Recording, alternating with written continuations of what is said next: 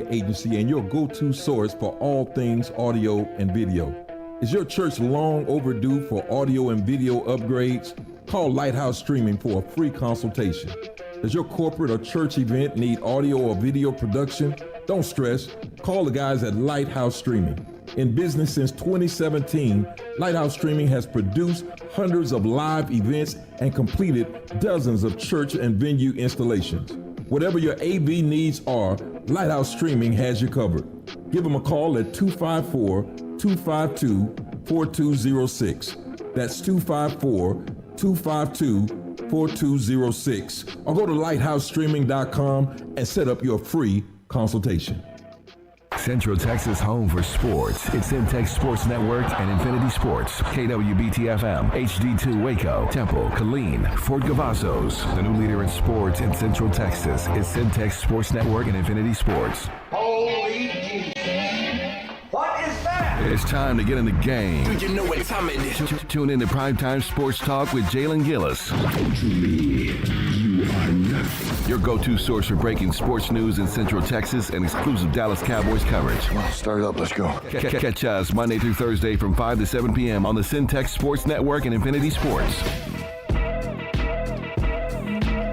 What's going on, everybody? Welcome back into Centex Prime Time. I am your host, Jalen Gillis, getting ready to take you through the primetime topics in sports, not just in the Central Texas area, but from all around the nation. Happy Monday to everybody out there, as we had a great sports weekend this weekend. We've got our matchup set for the Super Bowl coming up on February 9th in a couple of weeks.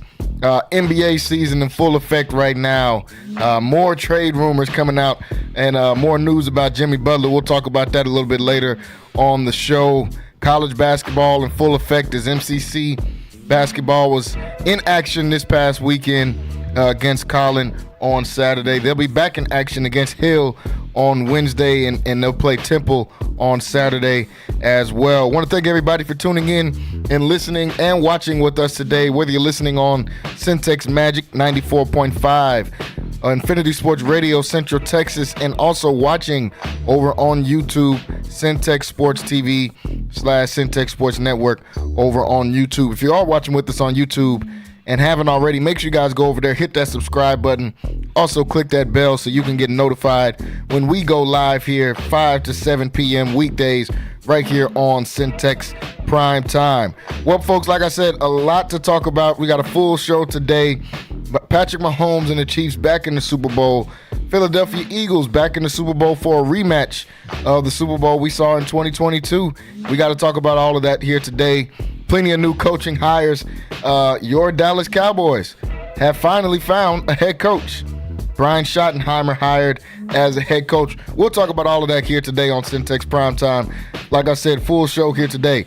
Joining me in studio, we've got the WISD Hall of Famer, former San Diego Charger and Minnesota Viking, also the Texas Tech alum, Mr. Wayne Walker, in the building. Wayne, what's going on? Hey, what's going on? Happy Monday. Yes, sir. Yes, sir. Like I said, plenty to talk about here today, folks. We're going to jump right into it today on Centex Prime Time. The game that everyone wanted to watch, the game that everybody talked about, the Buffalo Bills versus the Kansas City Chiefs. Patrick Mahomes versus Josh Allen for the fifth time in the playoffs, I believe. Fifth time in the playoffs these two have matched up as quarterbacks since they've been in the league. Josh Allen right there in the MVP race. We'll see. I think that it'll come out at the end of this week who is the winner of the MVP. Him and Lamar Jackson right at the top of that race. Patrick Mahomes, multiple-time MVP, 3-time Super Bowl winner, 7 straight trips to the AFC Championship game since he became a starter, and now headed back to the Super Bowl as the Kansas City Chiefs get the win 32-29 over the Buffalo Bills. Like I said last week, folks, Buffalo, the only team to beat Kansas City in the calendar year of 2024. No other team beat them. But 2025, we're in a new year. We're in the playoffs. It's a new season. And the Kansas City Chiefs found a way to come out successful in this game once again, 32-29 over the Buffalo Bills. In this game, Josh Allen played a good game, 22 for 34, 237 yards, a couple of touchdowns. Also rushed for 38 yards in this game. James Cook had a really good game. The stats really don't even put in how much impact he had on the game, but 13 carries, 85 yards, 2 touchdowns. Also had 3 catches for 49 yards. He was, outside of Josh Allen, the best player on the field for Buffalo in that game on Sunday. Mac Hollins, a guy that's bounced around the league. He was on my Texans a couple of years ago. He's been a special teams guy. He had a big game, a couple of big catches for the Buffalo Bills. 3 catches, 73 yards, and a touchdown catch as well for the Buffalo Bills. On the other side, Kansas City Chiefs, Patrick Mahomes, 18 for 26, 245 yards and a touchdown. I told you guys last week, expect a 200-plus yard game out of Mahomes going against this secondary for the Buffalo Bills. What I didn't expect was 11 carries, 43 yards, and 2 rushing touchdowns for Patrick Mahomes to go along with it. Really just showing his will and how he'll do whatever to go out there and get a win, and that's why this Kansas City team is so successful. Kareem Hunt, 64 yards and a touchdown. Xavier Worthy, 6 catches, 85 yards, and a touchdown. One of those catches very questionable, and we'll talk about that a little bit later. Juju Smith-Schuster had a decent game for this team as well with 60 yards in this game. The Chiefs, this was a total team effort, in my opinion, by the Kansas City Chiefs. It's not just one guy. Patrick Mahomes is the leading catalyst for why they're winning, and that's obvious. This guy is already in GOAT debates as far as best quarterback of all time. This guy is probably the best quarterback in the NFL for the last, 4 or 5 years, 4 or 5, 6 years since he's been, and he's only been starting for 7 years. But this is a total team effort. You look at the rushing yards by everybody, 135 yards. Kareem Hunt is a guy that got off the streets before this season started because Isaiah Pacheco got hurt. Juju Smith-Schuster, a guy that got off the streets, wasn't signed to a team. They signed him, I think, in week 1 or 2 of the season. Didn't even go through training camp with this team. Xavier Worthy, a guy that they drafted. Travis Kelce, everyone talks about him, but only 2 catches, 19 yards in this game. Just a total team effort on the defensive side. It's just really every week in and week out, just an absolute coaching clinic from Andy Reid and from Steve Spagnuolo. Every play seemed like it's the right play on defense. Every call seemed like it's the right call. They blitz at the absolute perfect time. And how many blitz packages does Steve Spagnuolo have? That's my question. Because this dude sends a blitz. It's coming every 2 or 3 downs that it's coming. But it seems to be a new one every time, and it works to perfection every single time, including that last play of the game, that 4th down play where Mahomes almost got that pass over to Dalton Kincaid. But he disguised the blitz, dropped some guys back, and then blitzed the corner from the side, and the Bills weren't ready for the protection at all, had to get the ball out of their hands, couldn't do much with it. On the other side, Andy Reid, perfect play calling. When you look at them down the stretch in that 4th quarter, especially when they did that last drive, really the last 3 drives. One of them was a touchdown. They get the ball back after the Bills score. They go down the field, get a field goal. They get the ball again and are able to run out the last 2 minutes of the clock. Every play seemed like it was the perfect play call. They run a slip screen or slip from their running back out to close the game out to Samaje Perine, who hadn't played the whole game. They do it on the 3 downs before that to Isaiah Pacheco, same play, just to the other side. He picks up a 1st down. Just perfect play calling, perfect team effort. Wayne, what's your thoughts? 32-29 victory for the Chiefs going back to the Super Bowl. Well, Jalen, as I said time and time again, man, the Chiefs, they're the world champions. And until somebody knocks them off that mountain, they're the world champions. But the thing about the Chiefs are, they're a team. They're led by number 15, Patrick Mahomes, but they're a total team. They got guys that buys into the team philosophy, and that's to go out next man up. Guys make plays. Guys do what it takes to win, and that's illustrated by Patrick Mahomes. He don't have to beat you passing. He don't have to pass to beat you. He can run it. He'll do whatever it takes to beat you, and that's the philosophy that the whole team takes on. And they take on his personality. They take on Andy Reid's personality, Spags' personality. These guys are the best in the business. Yeah. And they play 3 phases of the game, which is offense, defense, and special teams. So when you have a team like that, man, it's going to be hard to beat them. And not to mention that they have home field advantage throughout. So when they had home field advantage throughout, on this show here, Yeah. weeks and weeks ago, I'm telling you, Kansas City is going to come out the West, the AFC, and that's what they did. I can't reiterate enough that until somebody knocks them off that mountain, they are world champions. And these guys, man, it's just tough to beat them at home, and they're going to do whatever it takes. And like you said, when they need to play on offense, they're going to make a play. It doesn't have to be him doing it with his arm, which he was known for early in his career, beating you with his arm. Now he's beating you with his legs, and he's just beating you with his smarts and his intelligence. Because if he sees a lane, he's going to take it and he's going to run, so he's going to do that. Then on the defense side of the ball, they got guys that at the right time, they drawing up the right blitz. They got guys that's making plays that's young. It's just a whole team effort, and that's why Kansas City is the favorite going into the Super Bowl. Yeah, for all those reasons that you just pointed out, this is a complete team effort. You can't get more of this is a complete team in every sense of that. Coaching, this is a complete organization. I should probably say that, because coaching, the GM, the owner, everybody, it starts at the head and trickles all the way down to the last guy on the bench, to the kickers and the punters on the team. This is a complete and total team. Everybody is 100% bought in. Patrick Mahomes set this team up to be able to do that when he signed that 10-year contract for $500 million, and everyone said, man, that's the biggest contract ever. We've never seen something like that.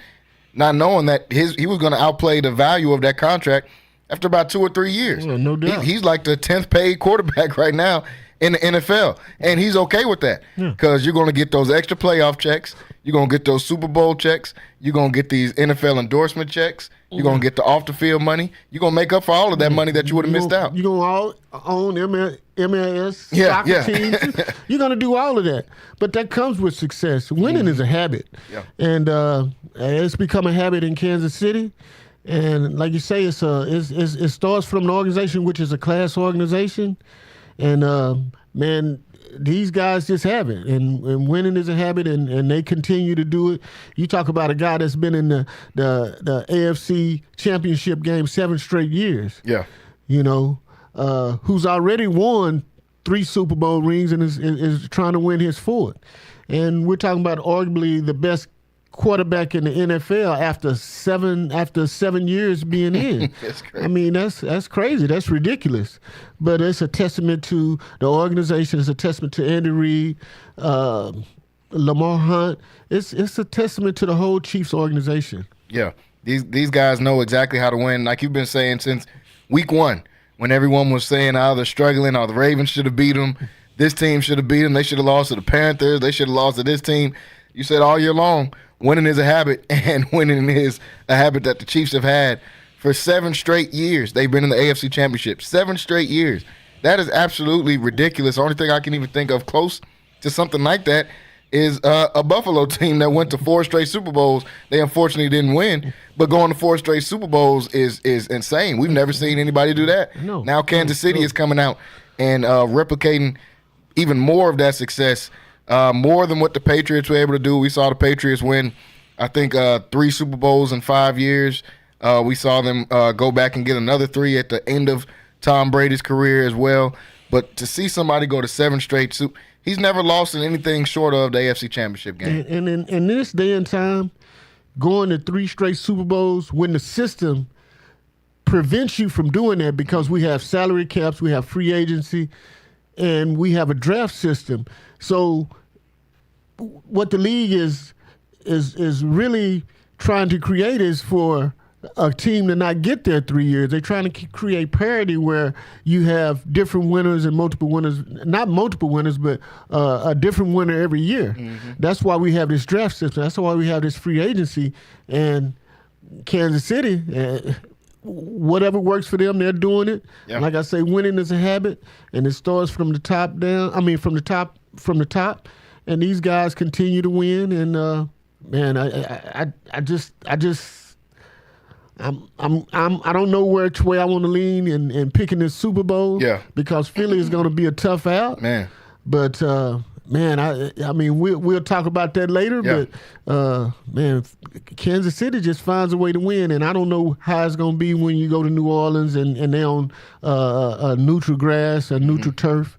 But Kansas City, man, they just find a way to win, and that's what they've done all year. You think about how they've been able to sustain the success over the last 7 years. They lose a Tyreek Hill, who was considered to be the best receiver in the league at the time that they lost him. They trade him away. They lose a L'Jarius Sneed, who was considered a top 5 corner and probably their second best defensive player on the team.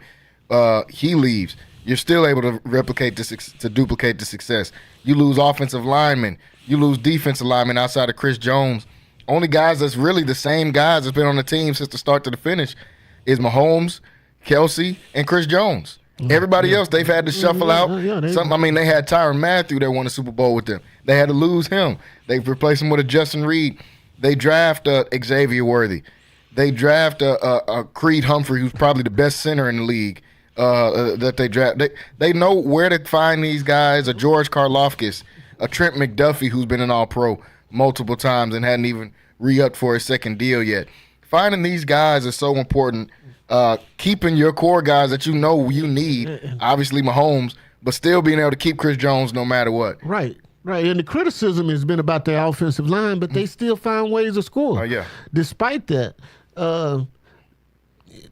like you say, they go out and get a Hunt who was Kareem Hunt, who was waived, and they bring him in. Juju Schuster, he was on the streets. They bring him in. They make a trade for DeAndre Hopkins, which is one of the best receivers in the league, and they hadn't even been feeding him the ball. They have a Marquise Brown who has been on injury reserve all year long, and he's come in and made a difference. But these guys just continue to find a way to win, and I'm thinking they'll get it done pretty much in New Orleans because they got that pedigree. Yeah. And like I say, winning is a habit, and they've been able to do it, and they've won. At this point, 15 games now? 16 games? Yeah. So there's no reason for me to think that they can't win one more, which will be a tough one. An extremely tough one, and that's why it's a Super Bowl. It's supposed to be the best versus the best. Looking at the Bills side of this, you fall short once again to Patrick Mahomes. You've lost to this guy 4 times in the playoffs if you're Josh Allen. I've seen the comparisons earlier on TV of them saying this is like the 90s in basketball with Michael Jordan. And it doesn't matter who comes up, whether it's Malone, whether it's Barkley, or whether it's Gary Payton. You can't get to your championship because this guy is standing over here. And Mahomes has been that guy for Josh Allen. Mahomes has been that guy for Lamar Jackson and Joe Burrow. We're talking about guys that are 3 potential Hall of Famers already in the AFC that can't find a way just to get to the Super Bowl because they can't get through number 15 and Kansas City. Looking at the Buffalo side of this, how do you move forward, and what are those things that you have to do in order to come out and be able to get a win over Mahomes? You got Josh Allen already. Well, you got to count their season as a success because they're one of those teams that wasn't even predicted to get there, not even close. No. And you think about their personnel. They did it with insufficient personnel, a personnel that they said once they lost my man going to Houston, Diggs, and Gabe Davis, that now they weren't going to be able to get it done. I think they lost a safety as well. The whole secondary. The whole secondary.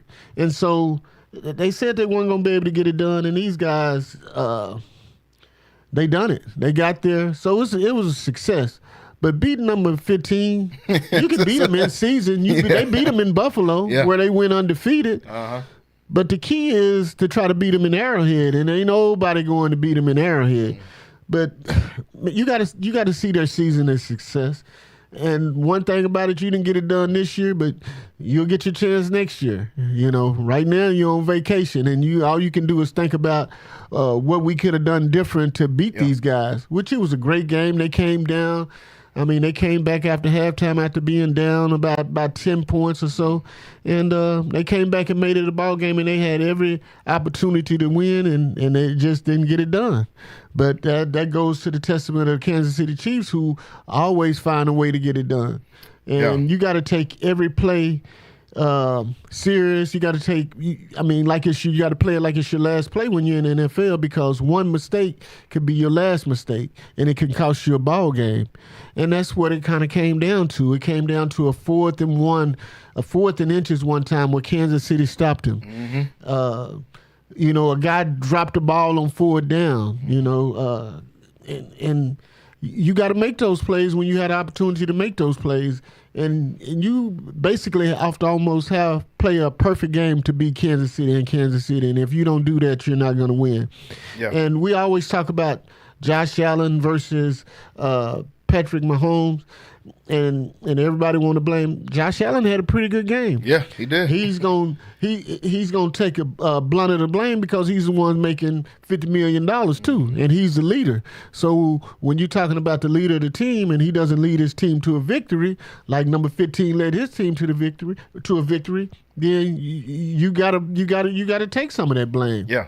And he hadn't been able to get it done. He's been able to get it done in the preseason. I mean, in the season, in the regular season, but he hadn't been able to do it in the preseason. I mean, in the postseason. So he's got to take some of that blame, and he's got to try to figure out a way to beat number 15, and he hadn't figured that out yet. And the thing that makes him so tough to beat is Josh Allen probably played right up to par, if not better, than Mahomes played in this game.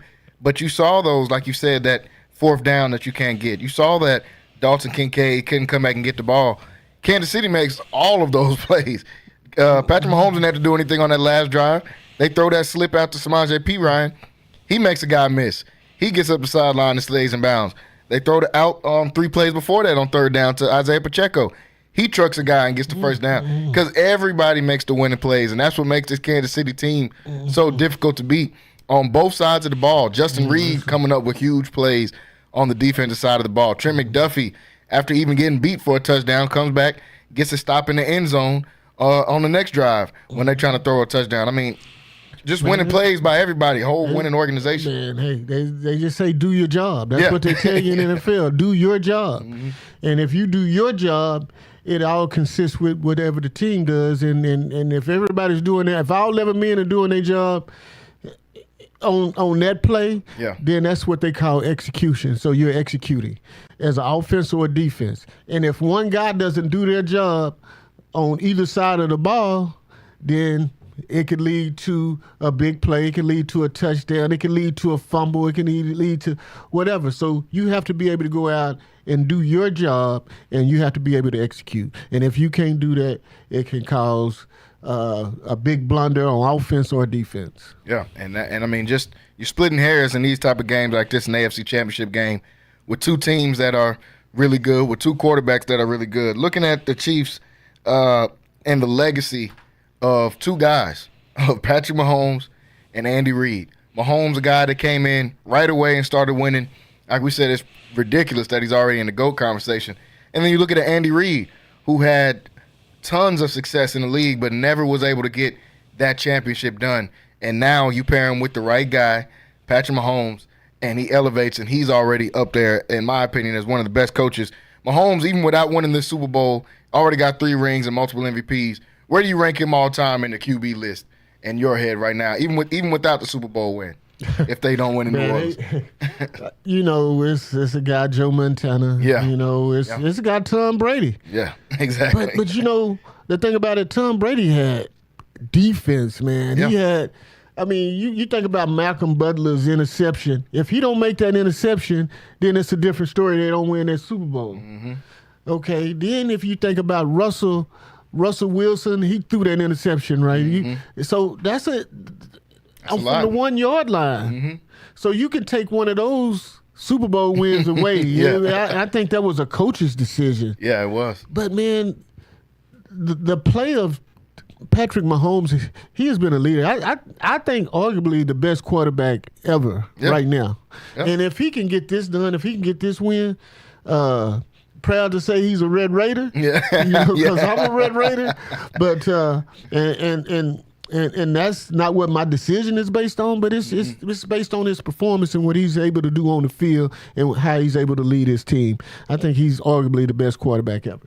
Yeah, I mean, Mahomes, it's going to be tough, especially if he gets this Super Bowl out here in New Orleans, and you man. just think about how he's gotten it done. When he first came into the league, he was a gunslinger. Yeah, and he was touchdowns. he was throwing the ball all over the field, throwing for 4,000 and 5,000 yards a season. And now you think about how he's getting it done. He's getting it done with his intelligence, his smart. He's running the ball and he's doing whatever he had, throwing it behind his back, flipping it. Whatever he has to do to get it done, he's doing it. And he's putting his health on the line. He's played with sprained ankles, broken ribs. He's done it all. And he's still been able to go out and perform at a high level. And that's what you call a leader. He leads by example, and I think he's the best quarterback in the league. Yeah, no doubt. Man, Mahomes, it's going to be tough. And the thing about this dude's got another decade of being able to do this. Even if we don't make him the GOAT right now, it's going to be hard for anybody to argue by the time this guy retires that he's not the best person to ever pick up the pigskin.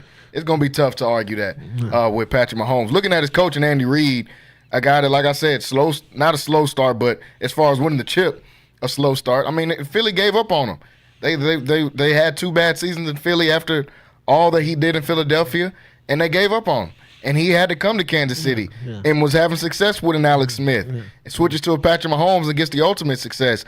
Where does he rank in your all-time list as far as a coach? Well, I'm going to have to put him at second. I think Bill Belichick is always going to be renowned as the best coach in the NFL history.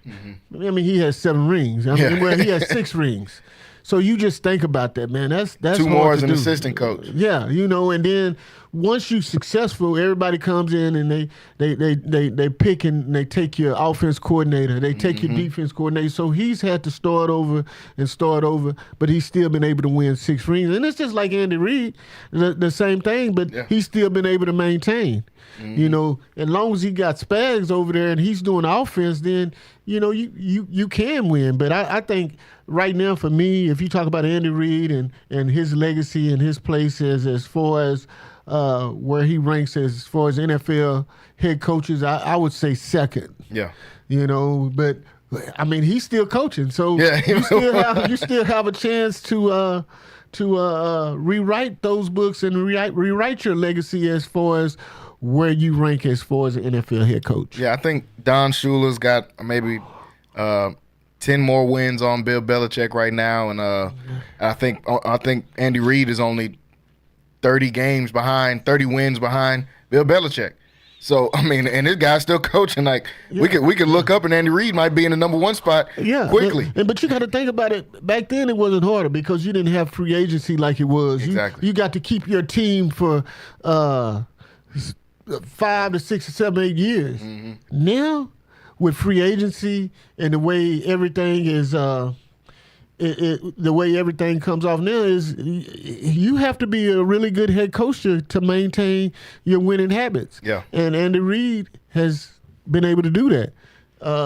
When Don Shula was coaching, you had Duper and Clayton and Marino forever. Free agent, you didn't have to worry about free agency. Yeah. You could keep the core of your team intact. But now you have to worry about that. And Kansas City has been able to lose good players and still maintain their winning ways. So that's the difference. Yeah. So Andy Reid, one of the greats already.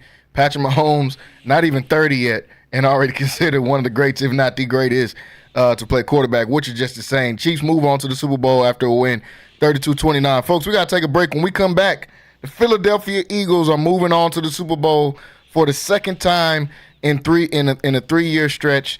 Jalen Hurts and Saquon Barkley headed to New Orleans. Got to talk about that. Also, got to talk about your Cowboys and their new head coach. Got to talk about a lot of these new head coaches that just got hired in last week's coaching cycle. So still plenty to talk about here on Centex Primetime. Stay tuned and stay locked in. We'll be right back after this short break. Central Texas home for sports.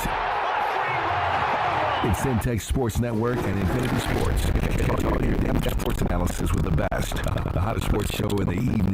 Centex Primetime, hosted by Jalen Gillis. Act like y'all. Weekdays 5 to 7.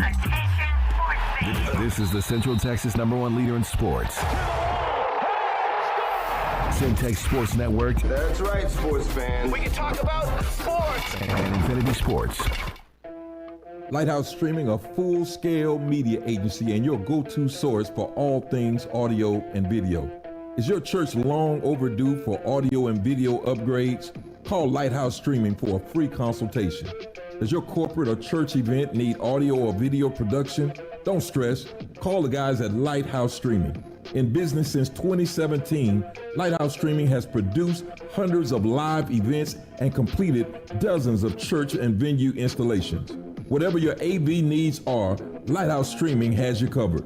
Give them a call at 254-252-4206. That's 254-252-4206. Or go to lighthousestreaming.com and set up your free consultation. Hey guys, it's Rocky and Keisha, and at Prosperity Tax Service, we're all about convenience. We get it. Life is busy. Your time is valuable. That's why we've streamlined the entire process to be as hassle-free as possible. No more sifting through piles of paperwork or spending hours at an office. With Prosperity Tax Service, you can handle your taxes from the comfort of your own home. Your financial data is in safe hands with us through our secure and user-friendly customer portal at prosperitytax.com. It's your one-stop shop for all things tax-related. Log in anytime from anywhere, whether it's from your couch or on the go. We are experienced tax professionals, well-versed in handling a variety of tax situations. Receive genuine assistance and competitive pricing from real tax professionals who've seen it all. We're marking 2 decades as a community-based enterprise here in Waco, Texas. So call us at 254-235-5662 or log on to www.prosperitytax.com. Thanks, guys. NSJ Event Co., one of the premier event designers in Central Texas and a Centex Sports Network supporter. Voted Waco Awards Event Planner of the Year 2021, NSJ Event Co. is your go-to source for event planning. Whether it's your next baby shower, birthday bash, wedding, or retirement party, NSJ Event Co. will bring out the elegance, class, and style your event deserves. Call NSJ Event Co. at the number on the screen or scan the QR code to schedule a free consultation. NSJ Event Co., where the party lady takes care of all your event needs. It's the family feels for me. The banana pudding peach cobbler make you want to holler. For me, it's the candy yams, mac and cheese, beef tips, pork tips and rice, collard greens. It's the sweet potato pie, sweetie. Fried chicken you've been missing, the lemon sweet tea dressing on Sundays when you all dressed up. Chest pie, buttermilk, and pound cake. Cornbread with butter just dripping, always fresh baked. If you need Southern style, soul food, home cooked meals that you can feel. Chicken and dumplings, chicken pot pie, 719 South 11th Street. Sassy's, come on by. Are you looking for something new and unforgettable in Waco? Come to the Blasian Asian, where authentic Cambodian flavors meet creative culinary flair. Voted People's Choice as Waco's #1 Asian restaurant since 2019 by both the Wacoan Magazine and the Waco Tribune Herald. Located inside the popular Union Hall on 8th and Franklin, we're serving up family recipes with a twist. Blasian Asian egg rolls are rolled fresh daily, and their sauces or marinades are made in-house with love. Stop by today. Located inside the popular Union Hall on 8th and Franklin. And for Baylor students, enjoy 10% off with your student ID. Central Texas home for sports. It's Centex Sports Network and Infinity Sports. KWBT-FM, HD2 Waco, Temple, Killeen, Fort Cavazos. The new leader in sports in Central Texas is Centex Sports Network and Infinity Sports. This is live from the Centex Sports Network and Infinity Sports Studios. That's right, sports fans. About to show these boys how we do it. You ready? Tune in to Primetime Sports Talk with Jalen Gillis, your go-to source for breaking sports news in Central Texas and exclusive Dallas Cowboys coverage on the Centex Sports Network and Infinity Sports. What's going on, everybody? Welcome back into Centex Primetime. Here, still in hour number 1. Joined in the studio by Wayne Walker. We just got done wrapping up talking about the Kansas City Chiefs moving on to the Super Bowl as they get another victory over Josh Allen and the Bills. Mahomes seems to be the kryptonite for Josh Allen and really kryptonite for the whole AFC. It's crazy to think about, as we talked about in the last segment, that, I mean, it might be 3 potential Hall of Famers just in the AFC alone. I mean, the 3 top 4 quarterbacks are all in the AFC, and none of the rest of them are going to get a chance to get to the Super Bowl because Mahomes can't be stopped right now. Then you could even throw in some of the younger guys like a C.J. Stroud in there that if the Texans ever get an offensive line, he's a really good quarterback. These guys might not sniff a Super Bowl because they can't get through number 15 out there in Kansas City. So that just speaks to the greatness of Mahomes and the Kansas City Chiefs. As they move on to another Super Bowl, already the favorite going into it. They just put the betting lines out. They're already the favorites going into this game, as they should be. They're going for history and trying to get a three-peat. Moving over to the NFC game, a game that started out really good until the Philadelphia Eagles really just started to put it on them in this game. This was Philadelphia Eagles came out with the win 55, which is crazy to say. This is a NFC championship game, putting up 55 on somebody. 55-23 in a victory over the Washington Commanders. Now, this is a game that me and Wayne both picked Philly to win in this one because, honestly, like I said last week, Philadelphia is better than them at every position outside of maybe quarterback. Philadelphia's got the better offensive line. They've got the best running back in the league. We'll talk about Saquon in a second. And they got multiple number one receivers out there, a top 5 tight end, and Dallas Goedert. Their defensive line, literally since week 1, has gotten better every single week. That whole front seven, honestly. The secondary, since week 1, has gotten better every single week because they got 2 rookies out there that are playing like 2 of the best players on the team. You see Quinyon Mitchell getting a pick yesterday. You see the Cooper DeJean being in there early for that first fumble of the game that they were able to get. I mean, these guys, you see a Reed Blankenship, it's like a 7th-round pick or an undrafted free agent that's just gotten better and better each year at the safety position. These guys know how to develop talent. They were just better than Washington, just straight up and down. We saw Washington. I knew the game was over, even though it was going to be a long game. In the first quarter, I knew the game was over. Washington went for it 3 times on 4th down in the first drive. Only ended up with a field goal. Philly comes out first play of the game, hands it to Saquon, 60-yard touchdown. I said, this game's over with. There's nothing. When you just outmatched at that point, the turnovers obviously didn't help. The turnovers is the reason why it got to 55 points. But even without the turnovers, you're just completely outmatched. They gave Philly everything they had on the first drive and only came out with 3 points. Philly gives the ball to who possibly the best player in the league that's not a quarterback in Saquon Barkley, and it's a 60-yard touchdown, and not just a blown coverage touchdown where they get it to him and he gets up the sideline because he's faster. He makes about 5 guys miss on the way to the end zone. When you're looking at something like that, hey, the game is over with, man. We're going to play the rest of the 60 minutes, but we know what's going to happen in this game. They outmatched them in this one. Jalen Hurts, 20 for 28, 246 yards and a touchdown. No turnovers. Had a good game. Saquon Barkley, another game over 100 yards, 118 yards, 3 touchdowns. Jalen Hurts, 3 rushing touchdowns in this game as well. A.J. Brown finally got back involved in this game. They weren't forcing him the ball. All his targets seemed natural. It didn't seem like they were trying to throw it in a double, triple coverage, just trying to get him the ball. They just gave it to him when he was open, and he produced as he has his whole career. 6 catches, 96 yards, and a touchdown in this game. I mean, really just an all-around great game by this defense as well as Jaden Daniels had 255 yards, but, I mean, they were having to throw the ball for the majority of the game because they were trailing the whole game. Zach Ertz had 11 catches, 100 yards in this game. Philly just completely outmatched these guys. Wayne, when you watch this game, what was your thoughts after seeing Philly come out with a big win over the Commanders? Well, you said it best, Jalen. They were just a better team. Yeah. I mean, Philadelphia was better all around the board, man. You talked about how dominant they was on the defensive line, but they were also dominant on the offensive line, man. They probably got the best offensive line in the whole league. Yeah. Because they're able to run, and then you add a great running back to that, a guy that has great lateral movement, great vision, and great power and speed, and you add that to the mix, and what do you got? I mean, you can run the ball at any time, man. This guy has every game in the playoffs has rushed for at least 2 touchdowns and over 120 yards in each one of his games.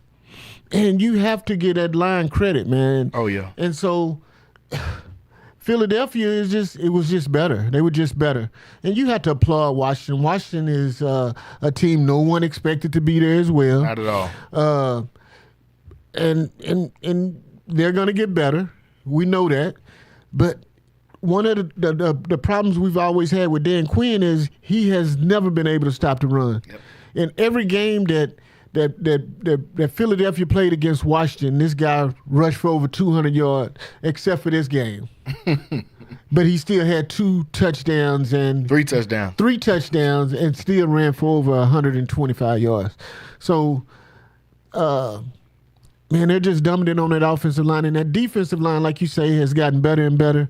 And then when you playing, you bring in a guy like Vic Fangio as a defense coordinator, and they play into his system, and he's an elite defense coordinator, just like Spag. Underrated. And so when you bring him in and you got good personnel and these guys buy into your system, I mean, it is. And you just think about Jaden Daniels. Jaden Daniels has been lighting up everybody all year. Mm-hmm. And he wasn't able to do that this game. And they fell behind. And once you fall behind to a team like Philadelphia that's able to run the ball, then you behind the gun. So it was just a total beatdown by Philadelphia. You don't expect NFC championship games to be like that. And but you have to applaud Washington. But Philadelphia is on another level, man. They're on another level. Just on another level. And you brought up the name Vic Fangio, man, a guy that's hasn't got, in my opinion, hadn't gotten enough credit, really, just for both of their coordinator picks. I feel like Kellen Moore has corrected his mistakes that he did in Dallas. He was very pass happy in Dallas, and he realized, man, we got the best running back in the league, and we got a top 3 dual threat quarterback in the league. When you're talking about running, I mean, only Lamar and probably Jaden Daniels and Josh Allen, they all right in there with a Jalen Hurts, and he proved that in this game, getting 3 rushing touchdowns, and how dangerous he can be with his legs as well. And I feel like Kellen Moore's corrected his wrongs, like I said, from Dallas. Vic Fangio, a guy that was a long-time head coach in Denver. As a matter of fact, he had multiple years out there in Denver. But a guy that has been, since he's been in the league, a great defensive coordinator, and he turned this Philly defense around. We went into this year saying Philly defense is going to be the reason why they lose. Now Philly's defense is the reason why they win. And Vic Fangio has a big part to do with that as well. Oh, no doubt. I mean, man, when you play to your personnel, and that's what Kellen Moore has been able to do. Yeah. Like you say, he knows he has the best running back in the league. He knows he has the best offensive line in the league. So you play to your personnel. Well, the same can be said on the other side of the ball with Vic Fangio. Mm-hmm. You play to your personnel. So when you have a dominant defensive line and you go out and you get a guy like Jalen Carter, who could have easily been the first pick in the draft, and you get him all the way and he falls into your lap, and you're able to add him to the mix of what already was a good defensive line, and it makes it a great defensive line. You've been able, Philadelphia, one thing about them, a lot of their talent is homegrown talent. Oh, yeah. And they've been able to hit it with the free agent market, with Saquon and then Brown. Yep. But the other guys that they have on their team, they drafted these guys. Almost everybody else on the team. Everybody on the team. Darius Slay and Slay, they took him from CJ Detroit. Gardner. Yeah. But these other guys, they've been able to draft these guys. Mm-hmm. So, I mean, man, when you're able to do that and you're able to hit on the right pick, and you get guys that you can plug and play and put in and that can come in and play your system, you're going to have success. And that's what Philadelphia's been able to do. They've always been an elite team and just not able to get over that hump because they were in the Super Bowl 3 years ago. Yep. And then last year they took, a turn for the worse. Mm-hmm. But it was all, they lost the offensive coordinator, lost the defensive coordinator, and they were able to rectify that this year and bring in 2 guys that could to stabilize those both units. Mm-hmm. And they went out in free agency and got some guys that could play. They drafted some guys that can play, and look where they're at now. They back in the Super Bowl. Right back in the Super Bowl. So, man, it's going to be a great game. I think arguably the best 2 teams in the league. I wanted the Titans to get there, but I mean, not the Titans, but I wanted the Ravens to get there. Because I wanted Lamar to finally get to that Super Bowl. But all along, I said it was going to be Kansas City. All along, we said it was going to be Philadelphia, and that's the 2 teams that from probably week 3 that I said that I thought were the most dominant teams. I always felt like when Detroit lost Aiden Hutchinson, I thought that was going to be their their downfall and their defense was going to be their downfall. But once I seen how Philadelphia can run the ball, I knew that they had a great chance of being in the Super Bowl, because when you're in the NFL and you're able to run the ball and you're balanced as an offense, and then you have a pretty good defense, and defense travels. Defense travels. You can do so many things with defense. Defense can get you turnovers. They can flip the field, and they can and you when you can score on defense, that's even better.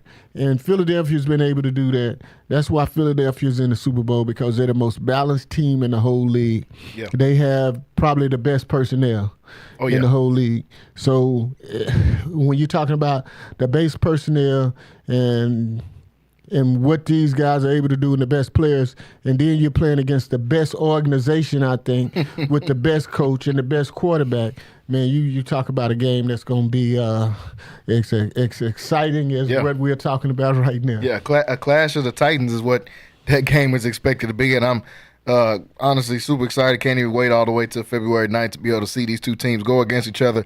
Looking at the Eagles now, getting back to the Super Bowl, has Jalen Hurts answered those questions that we had about him? Because all through, even going into this playoffs, even for myself personally, even though I picked Philly to go, like you said, after Aiden Hutchinson got hurt in Week 6, I knew Detroit wasn't. He was their best player by far. He was having a phenomenal season. Had a great chance of breaking the sack record. He had like 10 sacks in 6 weeks, so he was playing phenomenal. But once they lost him, he was the best player on the team, in my opinion. You're not going to be able to get to reach your maximum potential if your best player on the team is hurt. After that, Philadelphia, I've always had right up there as being the cream of the crop. But the question was, will Jalen Hurts be able to get it done? Will he be able to stop the turnovers? Will he be able to make the throws? Will he be able to lead this team? And I feel like he did that in this game. He answered all those questions that we had about him coming into this postseason. Oh, yes, he did. There were a lot of questions about him and was he going to be able – you know they can run the ball, and you know they had the weapons on the outside, but could he get the ball to the guys on the outside? You know they have a reliable tight end and got it. Could he get these guys the ball? And he was able to demonstrate that yesterday. It was one pass that he threw down the sideline that, man, just landed in his hands, and that's what you want as a receiver. I mean, pretty ball. Yeah. Right there, landed right in his arms. And when he threw that pass, then you know that his timing, that his eyes and looking the guys off. On fourth down, too. That was a fourth down play. Yeah.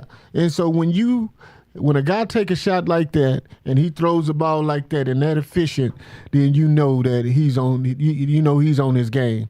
So he was able to make a lot of big. My only problem with him is sometimes he holds the ball and he doesn't know when to throw it away. But other than that, has he proven that he's a passer to me and that he can pass the ball when he has opportunity? Yes.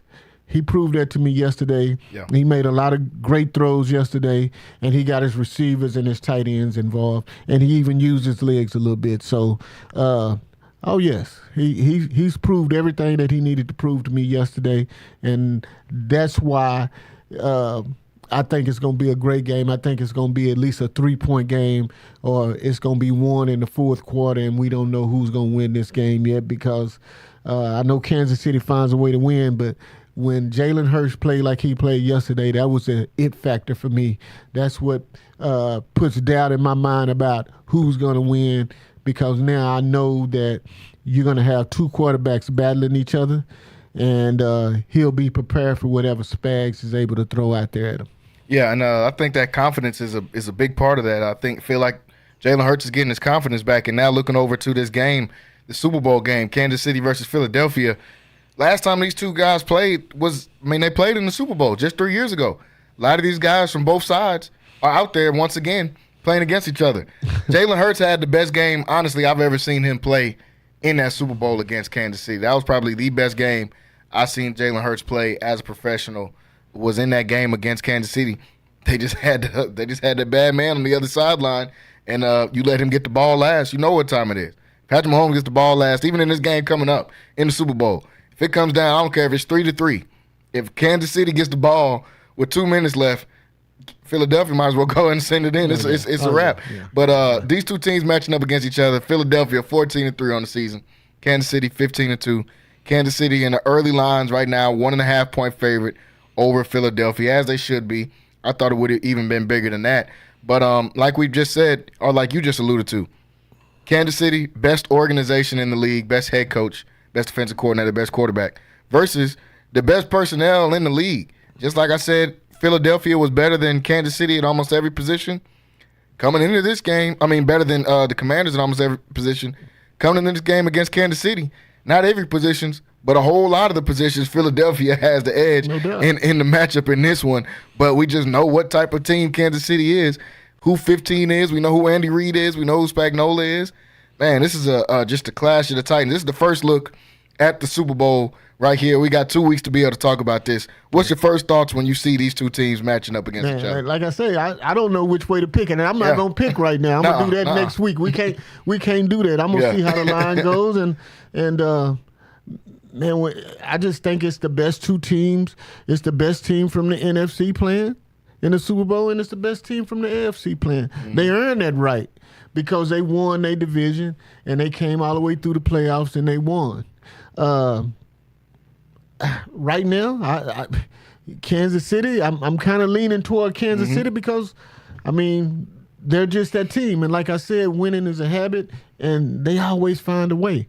But right now I don't want to bet against Philadelphia. I thought Philadelphia was probably the best team in the league all year to me, and I've been on the Philadelphia trains from day one. Yeah. Once they got Saquon, and I knew they had that and then they also lost the best center, probably one of the best centers in the league, but they still was able to plug in and put a guy in and man, they just had the best offensive line, so they're able to run the ball. And when you can run the ball, and like I say, you have the game is won in the trenches, and both sides of the offense and the defense interior line, I think Philadelphia is going to always have an advantage. Yeah. What they do with it, I don't know. If they're able to run, that's two different things. What they do with it. Yeah. So I got a week to think about it. Mm-hmm. So we'll be probably revisiting this again next year. I just think it's going to, like you said, it'll be a clash of the Titans. It's going to be a great game, and I can't wait to see it. Yeah, I'm just on my first instinct. For all those reasons you just named, I'm leaning more towards Philadelphia, but like you, I'm not making my pick until next week. I got to see what happens. I got to see what storylines come out, who's going to be that guy that's injured that can't go, because Philadelphia just had a couple of injuries to their offensive line in that one. But, for me, I should have learned my lesson about betting against Kansas City in last year's Super Bowl, because I picked the 49ers to win in last year's Super Bowl for the same reasons. I felt like they had the better team at just about every position. And I should have learned then, because I lost some bread in that last one. But in this one, I'm leaning towards Philadelphia, but just a complete clash of the Titans with these two teams. Philadelphia's offensive line is my main reason for leaning towards them. Of course, Saquon Barkley as well. But you think about this offensive line, the smallest dude on their offensive line is Cam Jurgens, who's like 6'3", 300. He's the smallest guy on this line. They got two tackles that are 6'8" and 6'9". And then Jalen, take in consideration, how Buffalo was able to run the ball. I think they didn't run the ball enough. I think they didn't give it to Cook enough. 13 carries. I just didn't think they gave it to him enough. No, they didn't.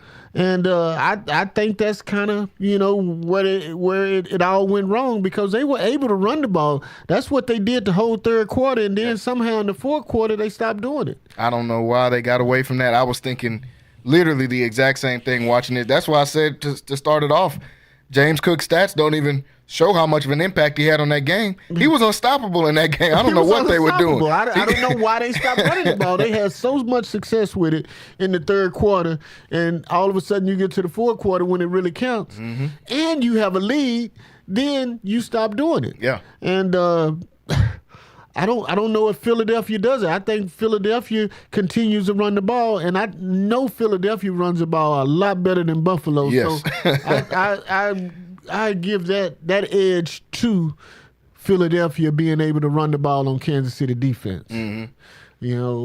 So I'm leaning towards Philly, but like you said, I don't know if I bet against. I don't know if I bet against Pat though. No, I should have learned my lesson. I learned my lesson in 2016 betting against Tom Brady with the Falcons, even though they had a 28-3 lead. And this is guy, Patrick Mahomes, his dad was a professional baseball player, which is a friend of mine too. And I knew his dad way before I knew him. Yeah. And I knew if he was listening to me, he would be one of the guys, man, don't bet against my son. Because he's always bragging about his son. Yeah. And he's very, very proud of his son. And, man, he would be like, "No, Wayne, don't do that. Don't do that to my guy, man." And and when we came from the same place. We ate in this. We all in West Texas. I mean, he's a Red Raider. I'm a Red Raider, and man, I don't know if I want to bet against my Red Raider brethren. I might have to listen to Pops on that one because I'm telling you, I learned my lesson. I should have learned my lesson at least last year with picking them 49ers over them and. Brock Purdy and them still owe me some bread for losing that game because they were supposed to win that one. But, man, this is going to be an absolute great game. Like you said, I mean, for those of you that's watching the show, if you just want to see how the script of the NFL is going to play out, just watch the show. Me and Wayne have both told you all week. Wayne was the first one. We did our NFL top 5 all throughout the season. He was the first one to put Philly at number 1 way back in like week 8 or 9. So he saw the vision. We all knew what Kansas City was going to do, man. I was just trying to avoid the inevitable, but we all knew what Kansas City was going to be able to do and accomplish. But if you want to see the answers and figure out the script of what's going to happen, just tune into the show here on Centex Primetime. We tell y'all each week what's going to happen. We told y'all, hey, Josh Allen is a great player. 15 is 15 over there in Kansas City. We told y'all Jaden Daniels had a great season, but they got 2-6 in that backfield for the Philadelphia Eagles. So this is going to be an all-time great matchup, in my opinion. Like I said, we got 2 weeks to be able to talk about this. February 9th is when the game is going down. Kansas City versus Philadelphia. In New Orleans, no Lil Wayne is not performing. It's going to be Kendrick Lamar at halftime, even though that seemed to be the topic all year long. Hopefully, they don't put the camera on Taylor Swift 79 times like they did all throughout this game. Before we move on, was that catch by Xavier worthy a catch in that Buffalo game? Well, the problem with that is they ruled a catch. Yeah. So you can't go back and say, because his hands was under, it did hit the ground, but did he have control of that? So I'm saying it's a catch. Okay. And I'm saying it's a catch only because of that. But if they would have ruled it incompletion, then I say it's an incompletion because it hit the ground. But because they ruled it a catch on the field, I'm saying it was a catch. Yeah, I think you could have leaned anyway. Yeah, either way. Yeah. I think it was just kind of a wonky play because for like probably 80% of that play, it was in the defender's hand. It kind of ended up in Xavier Worthy's hands at the very end. The ball touches the ground, but like you said, if you have possession of the ball outside of the Dez catch, if you have possession of the ball. Anytime the receiver, it's a 50-50 ball, because it was going to the receiver, and they was throwing to the receiver, it's going to go his possession. It's going to be his catch. Yeah. A lot of people don't know that. A lot of people, they both had the ball. Yeah. Well, he was throwing it to him, so if he possessed 50%, then it's a catch. Yeah. It's a reception. If the nose of the ball hits the ground too, and he's got control of it, it's allowed to hit the ground if he has control of it. The ball can't move. And like you said, the most important part of that is they ruled it a catch on the field.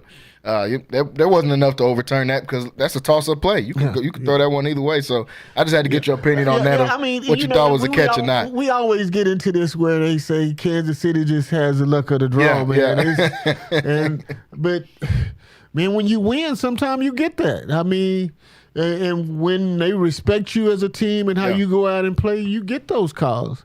Winners get those calls, losers don't. I'm telling you, they man. don't. And the ball just goes your way sometimes whenever you win. And we just talked about Malcolm Butler getting the interception in that 2014 Super Bowl win for the Patriots. That's not a play that gets made a lot of the time. Sometimes the ball just goes your way. And the guy stepped in front of him and made that pick. So Super Bowl coming up on February 9th, Philadelphia versus Kansas City. We're going to be talking about this for 2 weeks, folks. We got to take a break before the top of the hour. When we come back, we'll talk some more about some NFL takes. We'll talk some more about your Dallas Cowboys. Aaron Glenn, head coach out in New York. Is he going to keep Aaron Rodgers? Pete Carroll, the coach in Las Vegas. Tom Brady found his coach. We got a lot to talk about in hour number 2. Stay tuned and stay locked in. We'll be right back after this break. Texas home for sports. It's Centex Sports Network and Infinity Sports. Catch all your in-depth sports analysis with the best. The hottest sports show in the evening is Centex Primetime, hosted by Jalen Gillis. Act like y'all. Weekdays 5 to 7. This is the Central Texas #1 leader in sports. Centex Sports Network. That's right, sports fans. We can talk about sports. And Infinity Sports. Hey guys, it's Rocky and Keisha, and at Prosperity Tax Service, we're all about convenience. We get it. Life is busy. Your time is valuable. That's why we've streamlined the entire process to be as hassle-free as possible. No more sifting through piles of paperwork or spending hours at an office. With Prosperity Tax Service, you can handle your taxes from the comfort of your own home. Your financial data is in safe hands with us through our secure and user-friendly customer portal at prosperitytax.com. It's your one-stop shop for all things tax-related. Log in anytime from anywhere, whether it's from your couch or on the go. We are experienced tax professionals, well-versed in handling a variety of tax situations. Receive genuine assistance and competitive pricing from real tax professionals who've seen it all. We're marking 2 decades as a community-based enterprise here in Waco, Texas. So call us at 254-235-5662 or log on to www.prosperitytax.com. Thanks, guys. Lighthouse Streaming, a full-scale media agency and your go-to source for all things audio and video. Is your church long overdue for audio and video upgrades? Call Lighthouse Streaming for a free consultation. Does your corporate or church event need audio or video production? Don't stress. Call the guys at Lighthouse Streaming. In business since 2017, Lighthouse Streaming has produced hundreds of live events and completed dozens of church and venue installations. Whatever your AV needs are, Lighthouse Streaming has you covered. Give them a call at 254-252-4206. That's 254-252-4206. Or go to lighthousestreaming.com and set up your free consultation. NSJ Event Co., one of the premier event designers in Central Texas and a Centex Sports Network supporter. Voted Waco Awards Event Planner of the Year 2021, NSJ Event Co. is your go-to source for event planning. Whether it's your next baby shower, birthday bash, wedding, or retirement party, NSJ Event Co. will bring out the elegance, class, and style your event deserves. Call NSJ Event Co. at the number on the screen or scan the QR code to schedule a free consultation. NSJ Event Co., where the party lady takes care of all your event needs. Are you looking for something new and unforgettable in Waco? Come to the Blazing Asian, where authentic Cambodian flavors meet creative culinary flair. Voted People's Choice as Waco's #1 Asian restaurant since 2019 by both the Wacoan Magazine and the Waco Tribune Herald. Located inside the popular Union Hall on 8th and Franklin, we're serving up family recipes with a twist. Blazing Asian egg rolls are rolled fresh daily, and their sauces or marinades are made in-house with love. Stop by today. Located inside the popular Union Hall on 8th and Franklin. And for Baylor students, enjoy 10% off with your student ID. Central Texas home for sports. It's Centex Sports Network and Infinity Sports. KWBT-FM, HD2 Waco, Temple, Killeen, Fort Cavazos. The new leader in sports in Central Texas is Centex Sports Network and Infinity Sports. Holy Jesus. What is that? It's time to get in the game. Do you know what time it is? Tune in to Primetime Sports Talk with Jalen Gillis. To me, you are nothing. Your go-to source for breaking sports news in Central Texas and exclusive Dallas Cowboys coverage. Start it up, let's go. Catch us Monday through Thursday from 5 to 7 p.m. on the Centex Sports Network and Infinity Sports. What is going on, everybody? Welcome back into Centex Prime Time, hour number 2 here on the show today. Want to thank everybody for listening in with us today on Centex Magic 94.5, also on Infinity Sports Radio Central Texas, and as always, the faithful viewers over on Centex Sports Network. I want to thank you guys. If you haven't already, for those of you listening, go over to YouTube, hit that subscribe button, Centex Sports Network, Centex Sports TV over on YouTube. You'll be able to watch all of this content. You can go back on there and rewatch some of the episodes if you want to hear something you thought was crazy in one of these episodes. Go back on to YouTube. You can check it out always. The whole episodes are on there for the entire year. You want to hear us call out that the Kansas City Chiefs and Philadelphia Eagles are going to be in the Super Bowl? You can go back a couple of weeks and go onto YouTube And go search and go look at some of these episodes. We're right there talking about this matchup that we knew was going to happen, Philadelphia versus Kansas City, coming up on February 9th. Like I said, here in hour number 2 on the show, just got done talking about these championship games. The Philadelphia Eagles coming out with a win over the Washington Commanders. The Kansas City Chiefs coming out with the win over the Buffalo Bills. Also got a chance to talk about and preview this Kansas City versus Philadelphia game, which is going to be a clash of the Titans, a heavyweight matchup for sure on February 9th. I want to jump into some quick takes, staying with the NFL here. Like I said, in hour number 1, folks, we were going to talk about your Dallas Cowboys, as the Dallas Cowboys have found their head coach. They found their head coach, and they didn't look too far. They looked right around the corner office in their building. After they fired McCarthy on his way out, they looked in one of those other offices and said, hey, we should make this guy the head coach. So Brian Schottenheimer, who was the, I can't say offensive coordinator because he didn't call the plays, more like the QB coach for the Dallas Cowboys for the last couple of years, he gets the job in Dallas. They interview guys like Leslie Frazier. They interview guys like Robert Saleh, who I said last week sound like some Rooney Rule kind of stuff going on there. I didn't think Leslie Frazier or Robert Saleh had a chance of being the head coach in Dallas. Robert Saleh, we just saw, has re-signed back with the 49ers as their defensive coordinator, so that's a really good job for him to go back out there. But I thought that was just some Rooney Rule stuff, man. You knew Leslie Frazier wasn't going to be the head coach of the Dallas Cowboys. That's why Aaron Glenn didn't even take some of these jobs for an interview. He didn't want to be part of this Rooney Rule stuff. He knew he had jobs and teams that really wanted him. I'm not coming here just to fulfill your interview needs, as the NFL demands. That for those of you that don't know what the Rooney Rule is, NFL demands that you interview at least a couple of head coaches of color to get the opportunity, so more black head coaches can get the job. And actually, since they implemented the Rooney Rule, there's been less black head coaches in the league. So I don't know what that's about. But sticking with the Dallas Cowboys, Brian Schottenheimer, the son of longtime head coach Marty Schottenheimer, is going to be the head coach of the Dallas Cowboys.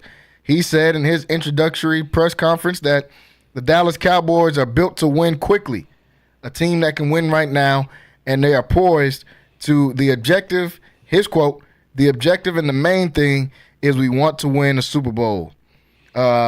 He said, and my dad, longtime head coach Marty Schottenheimer, always talked about that. Well, why would you have any other goals? It should be about winning the Super Bowl, and only one team wins, but that doesn't mean that you don't strive for it every year. So, like he's already said in his introductory press conference, he wants you to know, hey, his dad was a longtime head coach. But Schottenheimer's been around the NFL his whole life. His dad was a longtime coach. He's been in the NFL as an assistant coach for about 25 years. So this guy has been in the league for a long time. Never been a head coach, though. Gets the job here in Dallas after they fired Mike McCarthy, who was pretty much the offensive coordinator. You hire the guy that was under him as offense, as if the offense had a great year this year or something. I didn't think if you get rid of McCarthy, I thought you probably would have got rid of the whole staff. It's not like anybody had a great coaching year this year for the Dallas Cowboys, including Mike McCarthy. You get rid of him, you hire the guy that's right underneath him to be the head coach. To me, this just seems like another Jerry Jones move, man. He wants to show that, hey, I don't care about any of this other stuff. We're going to do things my way.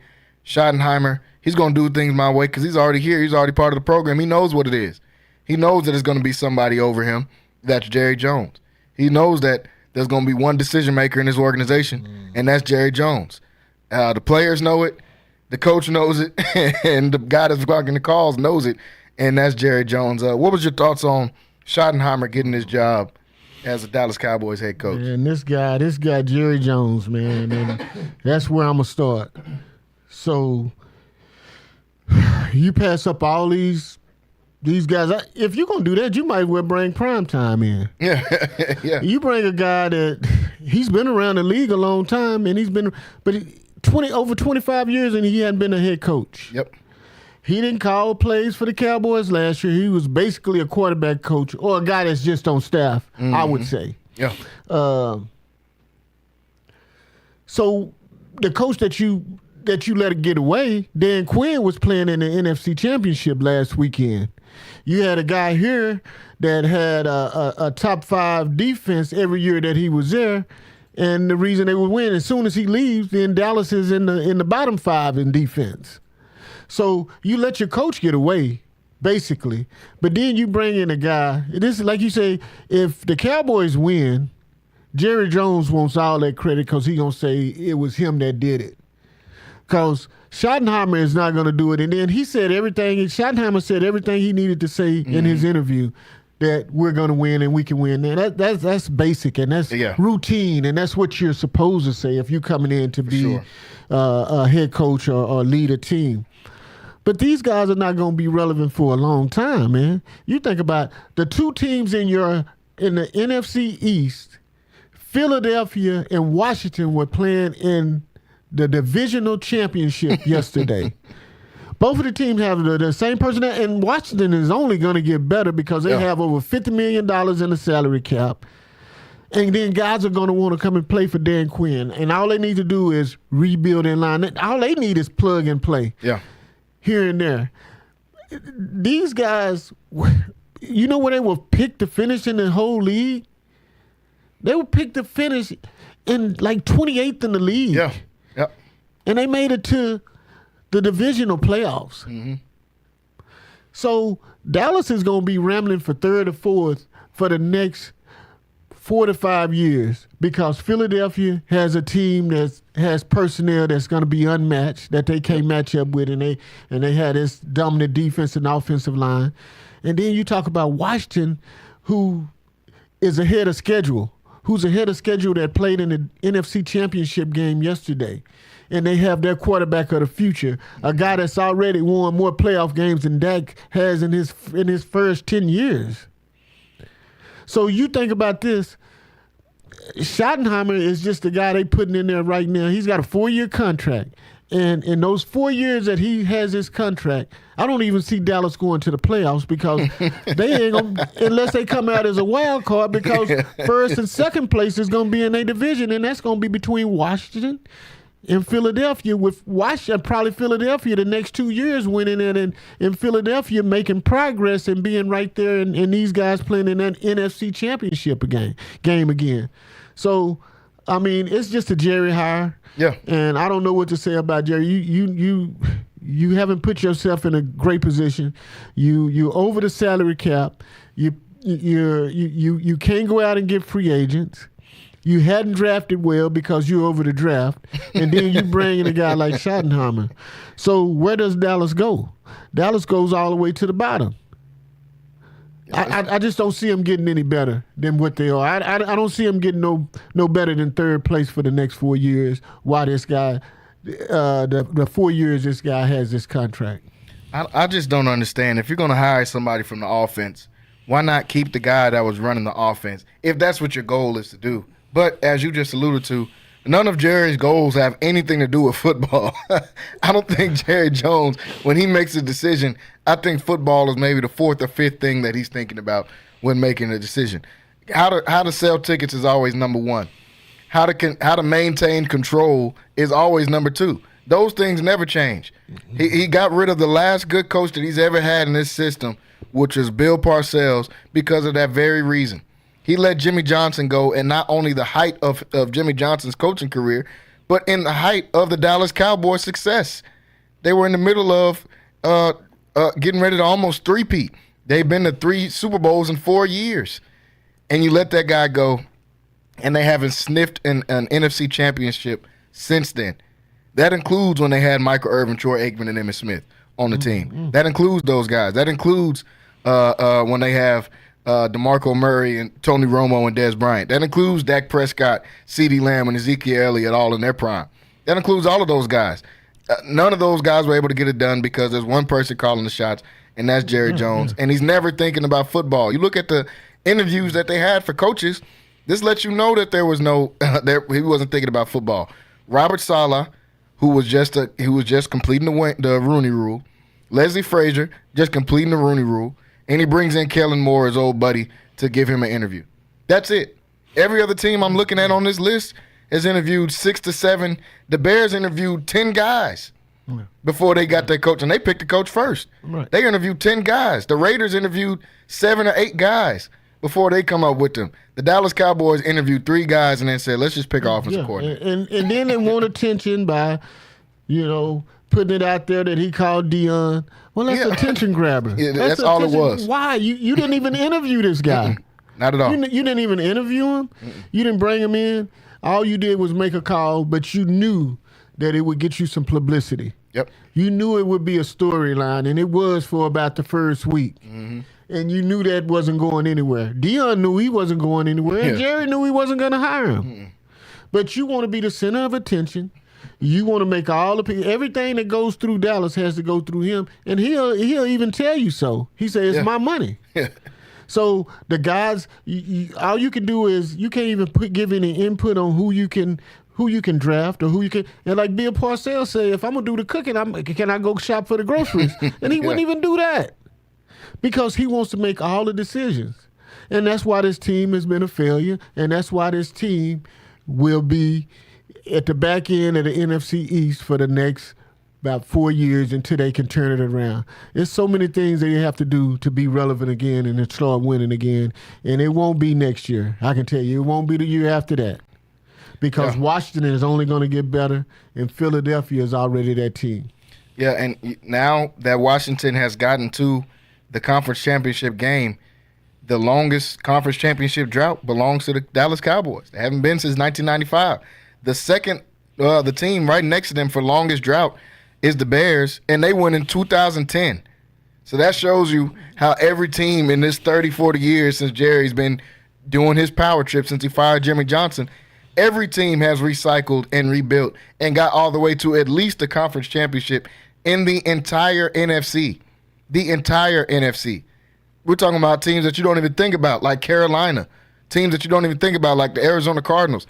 All of those guys have been to the NFC Championship more recently, way more recently than the Dallas Cowboys, and they haven't even been since 1995. Like you just alluded to, Jaden Daniels, first year in the league, already matched the amount of playoff wins, playoff victories as Dak Prescott, who's been in the league for almost 10 years now. So the Dallas Cowboys, as Wayne said today and last week and the week before that, you're fighting for third place just as the season starts. You're not even fighting for the top of your division. You're fighting for third place off the rip before your season even starts. So Dallas Cowboys, they hired Brian Schottenheimer, but I don't know what to Rocky think about. Miller, I hope you're listening. And which you probably are. This is directed toward you. Rocky will have his chance to respond on the show tomorrow when he'll be on here on Tuesdays, as he always is. My buddy. And, he'll get a chance to give us some more insight onto what direction the Dallas Cowboys are going, because I have no idea after this Brian Schottenheimer hire. Looking at some other head coach hires, like we said last week, Aaron Glenn, the head coach of the New York Jets. We talked about it a little bit last week. I think after you were on the show, Wayne, Aaron got that job over there. This is a guy that we talked about as a candidate for the Dallas Cowboys. This is a guy that we talked about as a candidate for a few different jobs. He gets the New York Jets job. Out of all these jobs that are out here, this is easily the biggest brand in the New York Jets that was out there. This is a team with a lot of talent on the roster.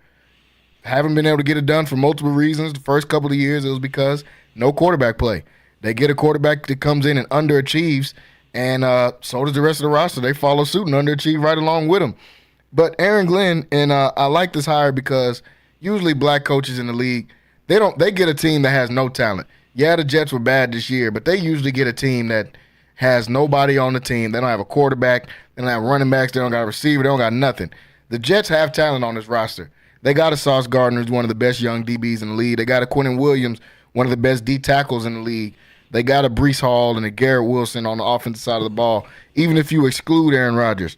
The question I want to ask is, does he move forward with Aaron Rodgers on this team as a quarterback, or does he say, hey, I want a clean slate with this.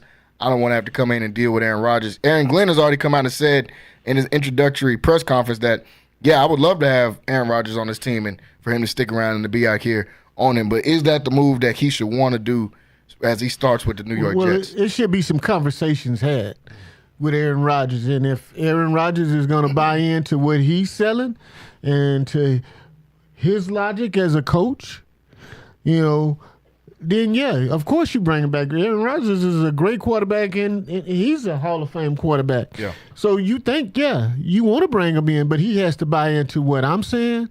He has to buy into my system. He has to listen to me as a coach. And it just has to be a conversation had between two men. Yeah. And let him know that, hey, me, Coach Glenn, I'm the man around here. Yeah. This is my team, so you're going to have to it has to be some guidelines set. And if he can abide by those guidelines, then of course you bring him back. If he can't abide by his guidelines and you had that conversation, then you say, hey, farewell, good luck to you, Aaron Rodgers. Yeah. So that's the conversation that needs to be had. And I'm sure they'll get to that.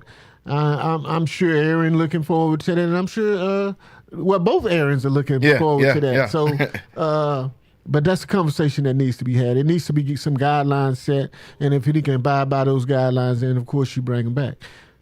Because you're not going to get anything better than him on a free agent market. Exactly. You already had what's the guy from Minnesota? Kirk Cousins. Not Kirk Cousins, but Darnold. Darnold. You already had Sam Darnold. You drafted him. Mm-hmm.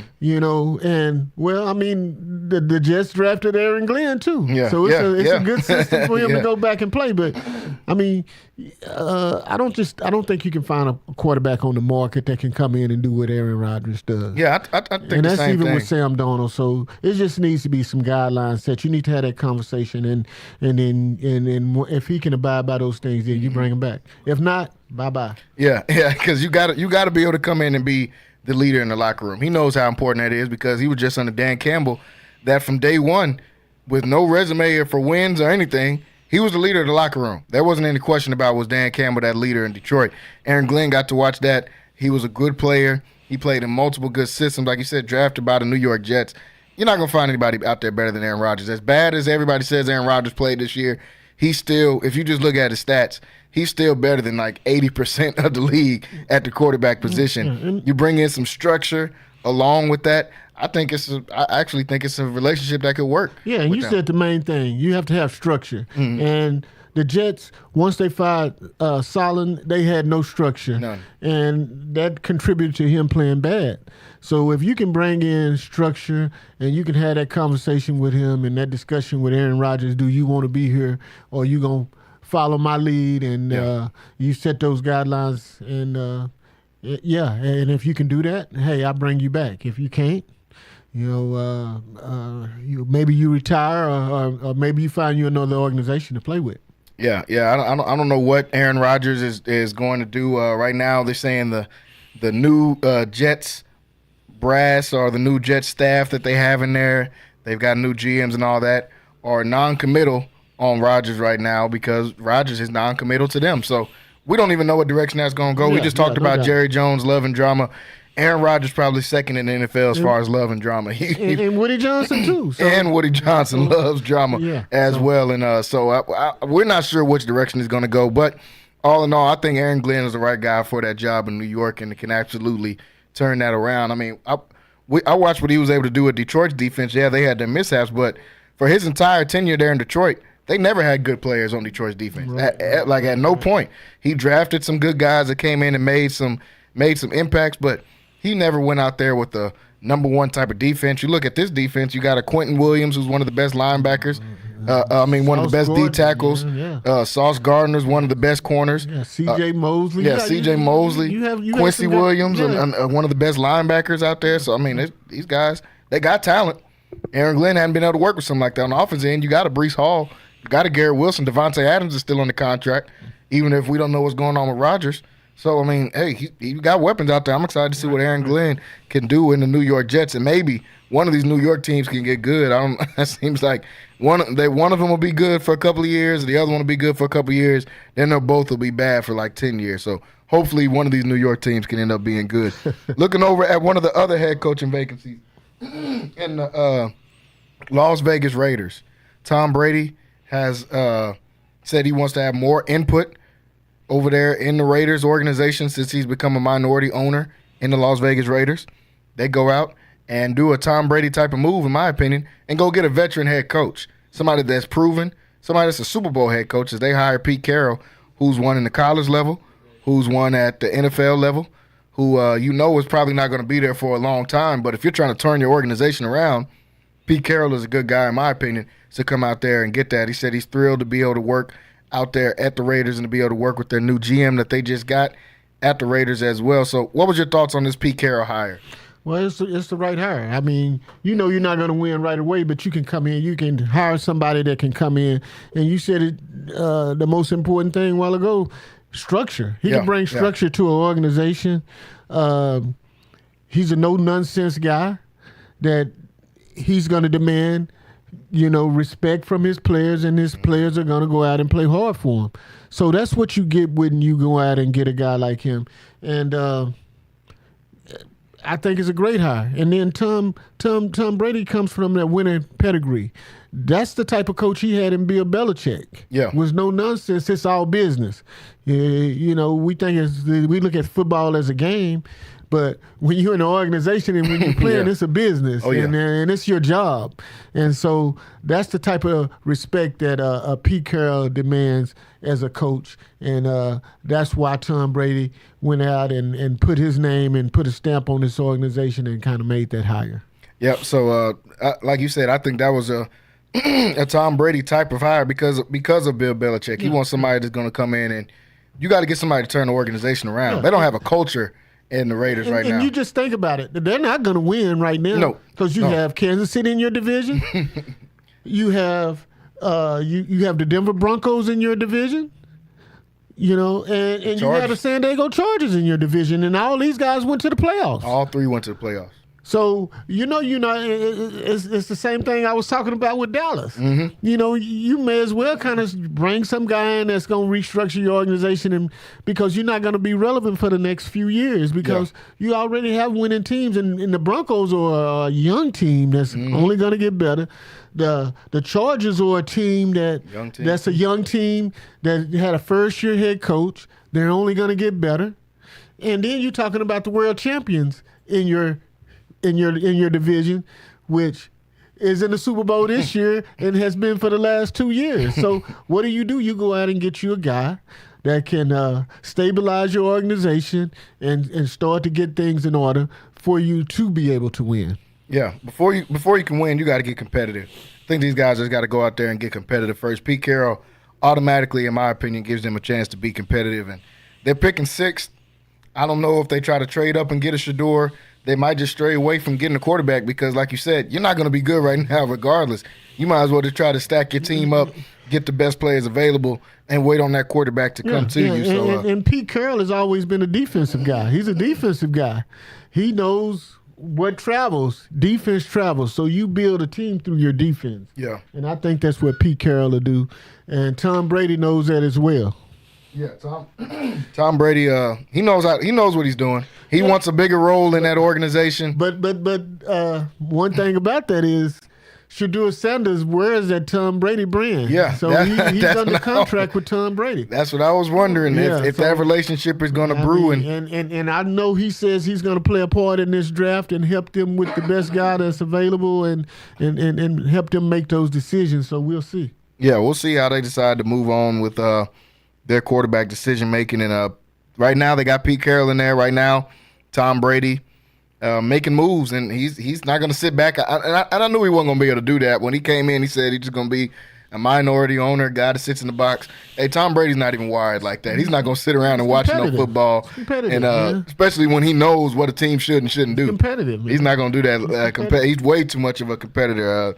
And that's a lot to what led to his greatness. And staying in the NFL for a little bit before we take a break, Dan Snyder, the former owner of the Washington Commanders, who had that team in the basement for 20-plus years. Just in the basement. I mean, there's no other way to put it.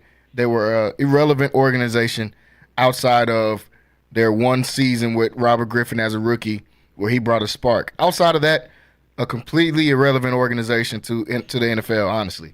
They got their name changed multiple times. At one point, they were the football team. Like, this guy was just a terrible owner. Let's just be honest. Terrible owner. Then you find about all the stuff he was doing within the organization and how bad of a person he was, all this other stuff. I don't know who would decide to interview him, but somehow somebody talked to him, and Dan Snyder says that he absolutely hates seeing the success that the Washington Commanders have had in their 1 year since he's been the owner. New ownership group, Magic Johnson, part of that ownership group with a couple other guys. Same ownership group that owns the Dodgers. Same ownership group that owns, I can't remember what other organization they're a part of. But this same ownership group, the Harris ownership group, bought the Washington Commanders. Since then, in the year and a half that they've owned it, they've been there in the NFC Championship. They draft Jaden Daniels, who looks like he's going to be a star in this league for the next 10-plus years. Dan Snyder already hating to start it off saying how he hates the success. And that's the type of person Dan Snyder is. If you don't know all the stuff he did, you can go back and read about it. There's plenty of stories about all this wild stuff that Dan Snyder had going on. And he continues to build his persona as just a bad person by saying he hates to see the success that the Commanders are having, even though he's only a year removed from being the owner. What's your thoughts on Dan Snyder already coming out and saying he's hating on the success that the Commanders are having? Well, he could have had the same success if he would have done things right. Yep. You know, sometimes you get owners that just don't care about anything but money. When Dan Snyder first came into the league, Washington was a winning organization. And they still could have been there. They go out and they draft a guy, Robert Griffin III, that was under his tenure, and he was a second pick in the draft. And they go to the playoffs that first year. And ever since then, things have fallen off.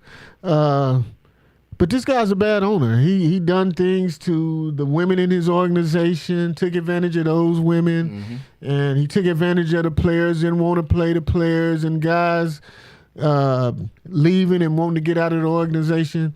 Well, he just has some non-practical things that happen within his organization that you didn't want to be a part of, and guys didn't want to come and play for him. Yep. So that's what led to his downfall, and he could have easily been there if he could have easily done the same thing that this group is doing, but he chose not to, and that's why he's talking about right now that he hates that success because he wasn't able to dictate in it and wasn't able to do that. So, man, just take that $4 billion you got for the team and be happy. Exactly. No reason for you to even say if you hated it or love it. You got $4 billion for this team to sell this team. Yeah.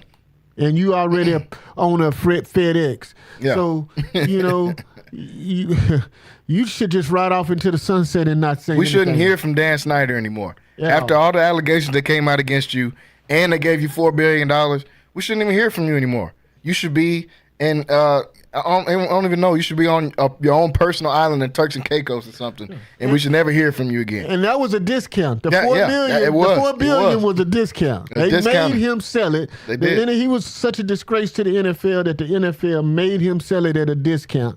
The original price was $7 billion, and he got $4 billion, which still is not shady, but you know, he bought it for $750 million. That's that's a good little old deal that you made there. So exactly. Got a lot of return on his money. I don't feel sorry for him for Not selling even a it little bit. on a discount at $4 billion. Not even a little bit, especially for all the stuff he was doing up there in the organization. But this is one of those times, just sit back and you can't stop it. You can say you hate it, but this is one of those things you just got to sit back and watch. You can't stop it. Jaden Daniels is here now. They're going to be good, and you're going to have to sit back and watch their success. And you can't do anything about it. You've already sold the team. You can't go buy another team. You can throw all the salt on the organization you want. Those guys know what they're doing. Look at what they did with the Dodgers. The Dodgers were a team that were always one of the top teams in the MLB, and that the Harris ownership group comes in and buys them. They've got multiple titles out of this now. And they're steady spending money, so they don't have a problem with spending money and getting the best players in the MLB. They just went out and signed, for the last 2 years, the best two players, Ohtani, and then they go and get another guy from Japan, which is the best pitcher over there. These guys don't have a problem with spending money, so you know they're going to be they got $50 million in the cap. Yep. And they just went to the NFC championship game. So these guys are going to go out and spend money. They're not going to have a problem with that. No. That's why Dan Quinn is in a great position, because he know he can go out and get whoever he wants, and he has an organization and ownership that'll back him. Yeah, and these guys own multiple professional teams, so they're not going to be meddling all in the picks and saying who you should go and pick. They're not going to come out here. Hey, we give you the money. You going to make us more money. That's what the deal is here. We'll give you ownership over this, and you go and make the picks. We're just going to collect the checks. So that's why I say, how about them Cowboys all the time, you know? That's what you got to deal with in your division. Also, you got to deal with Howie Roseman, one of the best GMs, and also in your division. And they got a great owner, Jeffrey Lurie, over the Philadelphia Eagles as well. So, I mean, it's tough. Sorry, Cowboys. We had to get on y'all again, but it's the truth. We just here to tell y'all the truth. That's all it is. We're only here to tell you the truth. Before we go to break, one more NFL topic here. The Ravens extend their offensive coordinator, Todd Monken. Ravens had one of the best offenses in the league this year. At one point had an historical offense going the way that their season was going, the amount of yardage they were putting up, the amount of total points that they were putting up each and every game. That was on par with the greatest show on turf in 2001, which we know was one of the best offenses, if not the best offense to ever play in the NFL. Tom Monken gets his extension. You think he was worthy of getting this extension and moving forward with this team? No doubt. What he's done with Lamar Jackson and with this offense, man. Yeah. I mean, this is one of the most prolific offenses in the whole NFL. You talking about one of the offenses that stood side by side with the greatest show on turf, which was the Rams with Kurt Warner, Marshall Faulk, Torrey Holt, and Isaac Bruce and those guys, man. I mean, that's legendary. If you know anything about football, that's legendary. And so, man, this is what they were capable of. These are the numbers they put up with. And Lamar, I'm thinking is going to be MVP of the whole NFL. And, man, deserving it so. So I would have wrapped him up too. If they didn't give him a new contract, he was going to be somewhere else doing something else. But everybody doesn't have a Lamar. So that's a good decision by both sides, by Todd Monken and by the Ravens. Yeah, the Ravens, another great organization, and always seem to go out there and make the right pick. They made the right pick from getting Tom Monken from Georgia after they won those back-to-back championships in college, brought him to the NFL, and you just see where this offense is at now with Lamar Jackson, Derrick Henry, and all those guys. So Todd Monken definitely deserving of that extension. Folks, we got to take one last break. When we come back, we'll talk about the best QBs in the league. We just seen two of them last night. And with Patrick Mahomes and Josh Allen. But who are the other three guys out there? We'll talk about that. And we'll talk a little bit about some NBA games and some of the games coming on tonight as well. So stay tuned and stay locked in right here on Centex Primetime. We'll be right back after this short break. Texas home for sports. It's Centex Sports Network and Infinity Sports. Catch all your in-depth sports analysis with the best. The hottest sports show in the evening is Centex Primetime, hosted by Jalen Gillis. Act like y'all. Weekdays 5 to 7.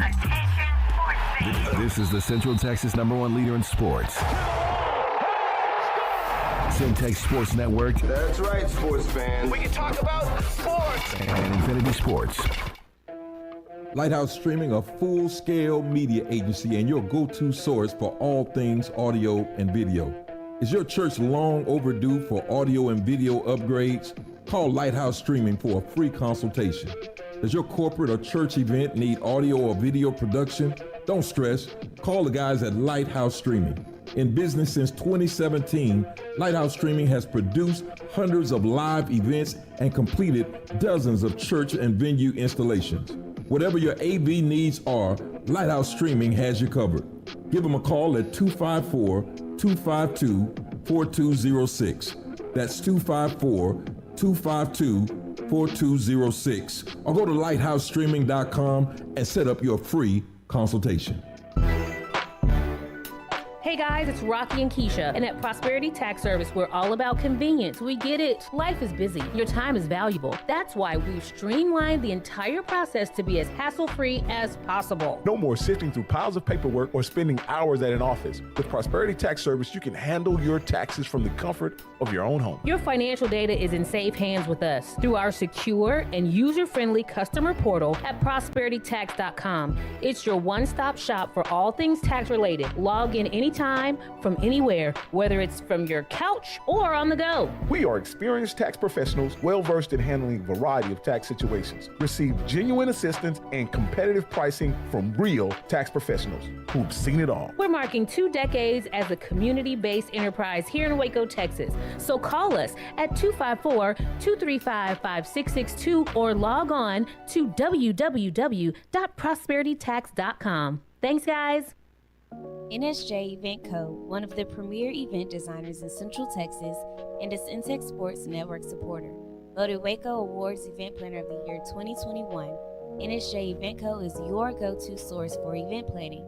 Whether it's your next baby shower, birthday bash, wedding, or retirement party, NSJ Event Co. will bring out the elegance, class, and style your event deserves.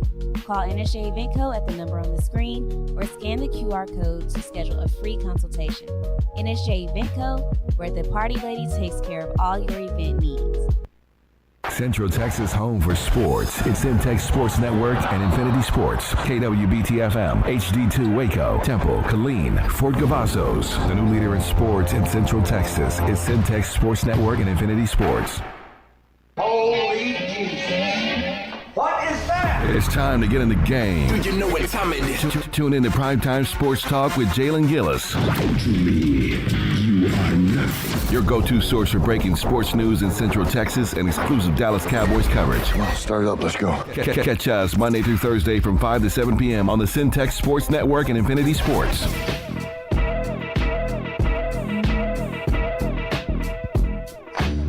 What's going on, everybody? Welcome back into Centex Primetime, home stretch here of the show. I want to thank everybody for listening in with us today on Centex Magic 94.5, also on Infinity Sports Radio Central Texas, and watching with us on YouTube. Make sure you guys go over to YouTube, hit that subscribe button, Centex Sports Network / Centex Sports TV. Also, you can click that bell and get notified when we go live here 5 to 7 p.m. weekdays. Also, you can get notified when we go live with MCC basketball, who is in full effect right now. They're in conference, both teams in position to be able to win another conference title. 2 Waco natives, Coach Candace Thomas coaching the women's team, and Coach Kevin Gill still out there coaching for the for the MCC men's team. We've also, this weekend, we started off MCC softball. MCC softball is ranked number 2 in the nation to start the season after making a national title run last year and lost all the way in the national championship game. MCC baseball starting off number 1 in the nation out there at MCC. A lot of good sports going on in MCC. You can catch all of that action over on Centex Sports Network as well, so make sure you guys tune in for that. Still joined in the studio by Wayne Walker as we get ready to wrap the show up today. Before we switch over to a little bit of NBA, want to close it out talking about the NFL. We talked about plenty of NFL topics here today with the top 5 QBs in the league. Now, this is, I think at least 4 of these are pretty set in stone on who are the top guys in the NFL and where do they stand. First off, we all know who number 1 is. That's that bad man, number 15, out there in Kansas City. I don't think there's any debating. I don't care what his stats are. He wasn't even top 5 in yards this year. Wasn't top 5 in touchdowns this year. I don't care what his stats was. We know when the game comes down to it, at the end of the day, who is everyone scared of? I seen Shannon Sharp say this morning on First Take, I believe he was on, the best ability any man can have in sports is the ability to strike fear into somebody. And number 15 strikes fear into everybody out there in the league. So he's definitely number 1 on my list. At number 2, this is a toss-up. This is where you go with whoever you like the most. You got Lamar Jackson, you got Josh Allen, you got Joe Burrow. We know those guys are in there somewhere. For my pick, I like Lamar. I think he just brings the most to the table as far as what he can do. He's developed a lot as a passer this year. Top 5 in passing yards this year. Number 1 in rushing yards this year, almost 1,000 rushing yards. 41 touchdowns to 4 picks. It speaks for itself. Josh Allen, the same thing. A guy that was right up there in yardage. Second, I believe, in total touchdowns. He had 40 touchdowns. Or third, I believe, in total touchdowns. He had 40 touchdowns this year behind Joe Burrow, who had a really good year. Baker Mayfield was up there in yardage as well and total touchdowns. But Josh Allen right there at number 3. My number 4 spot, Joe Burrow. Honestly, no one it's hard to argue that many people had a better season than him this year. His team didn't back him up, and a lot of people wanted to blame him. But honestly, they had one of the worst defenses in the league. That's why they didn't make the playoff. Dude threw for 4,900 yards, 43 touchdowns to go along with it, completing 70% of his passes. Like, come on, man. These are crazy numbers that this guy was putting up. And he missed a couple of games. Yeah. And like these are crazy numbers that this guy is out there putting up. The fish spot is where it's a toss-up. I went back and forth with guys like a Baker Mayfield who had a great year this year. I went Jared Goff, who had a great year this year into that last game in the divisional round. Guys like Justin Herbert, who had an really underrated good year this year, 23 touchdowns and 3 picks. But I think for my spot, I think in that fifth spot, I still like Matthew Stafford. I know Matthew Stafford missed some time this year. I know his Rams actually overachieved this year. They were supposed to be one of the bottom teams. Matt Stafford, and he showed it in the playoffs. This is still one of the most dangerous quarterbacks in the league. Nobody wants to play against this guy. And as good as we think Philadelphia is, that game might be a different outcome if that snow doesn't start coming down to Philly a couple of weeks ago. Because Matt Stafford was on fire, and they really weren't stopping him at all with how he was moving with Puka Nacua and Cooper Kupp out there as well. So those are my top 5 quarterbacks in the league. Wayne, who do you think your top 5 guys are right now? Like you said, I'm pretty much in cadence with you. Yeah. Number 15, probably going to arguably be the best quarterback of all time. Yeah. You know what I mean, he's going to be in that conversation. Lamar, dual threat quarterback, probably the best of all time. You know, he can run it, he can throw it, you know. And for my third quarterback, Joe Burrow, nobody can spin it as good as Joe Burrow. I mean, I'm talking about the best ball probably in the NFL. Yeah. You know, easy to catch and pretty accurate with the football. And Josh Allen, he's that all-around quarterback, tough quarterback, hard to bring down, can throw it, can run it as well, but just hard to tackle. And he's done more with less than anybody in the league this year. Sure. So he's that fourth quarterback for me. And like you say, you know, they talk about Justin Herbert, hadn't showed me anything, didn't play up to par. Jared Goff had the best offense in the team, but failed his team at the most opportune time in the playoffs. You got to be able to pull those games out because your team is leaning on that side of the ball for you to win, and he wasn't able to get it done. You talk about Baker Mayfield. Baker Mayfield had a great year, revived his career, been playing great ball. He even got his offense coordinator job in Jacksonville. Yeah. So you just think about it, or vice versa. But for me, like you said, we talk about the you know, one of the older quarterbacks in the league, and that's Matthew Stafford, who can spin it as well. His team wasn't expected to do anything this year. They were expected to be, you know, it was supposed to be San Francisco and Seattle, you know, and here this guy goes, and he's in the playoffs, and he leads his team and all the way to the playoffs, and they even win a game in the playoffs. Yeah. So for me, it was him, and he made great decisions, and he had 2 great receivers, and he relied on, and that he was able to throw the ball to, and he came through. And I think he's that 5th quarterback right now. Yeah, and I think those are the best guys out there. And Justin Herbert, like I said, he'd have been right in there with me, but after that playoff performance, I mean, it's tough to put him up there. Similar with Jared Goff. Yeah. Jared Goff was second in the league in yards. He almost threw for 5,000 yards and 40 touchdowns. But man, you throw 3 picks in a game that you got to have against the subpar defense. Honestly, it's not like Washington was the best defense. And your team is leaning on you. Your team is depending on you to get it done because that is supposed to be the strongest side of that was supposed to be the mixed match. I mean, and we were supposed to have an advantage on that side of the ball, and you turn it into a disadvantage by throwing interceptions.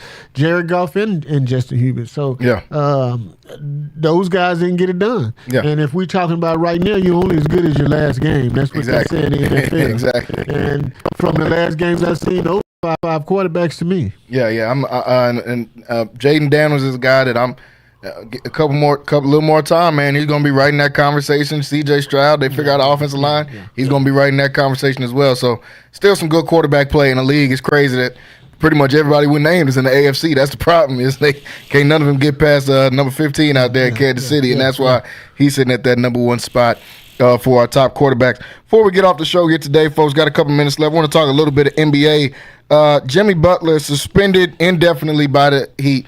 This is a guy that got suspended for 5 games last month.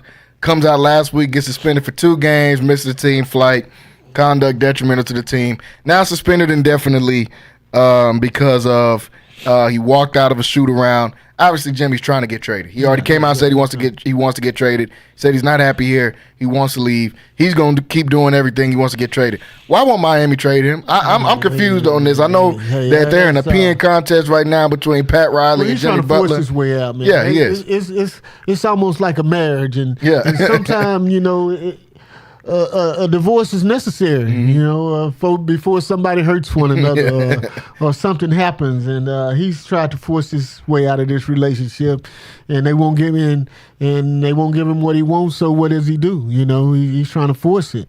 So now it's come to this where the only thing they can do is suspend him indefinitely and until they can trade him. Yeah. But, I mean, he's not worried about money. He's worried about his happiness.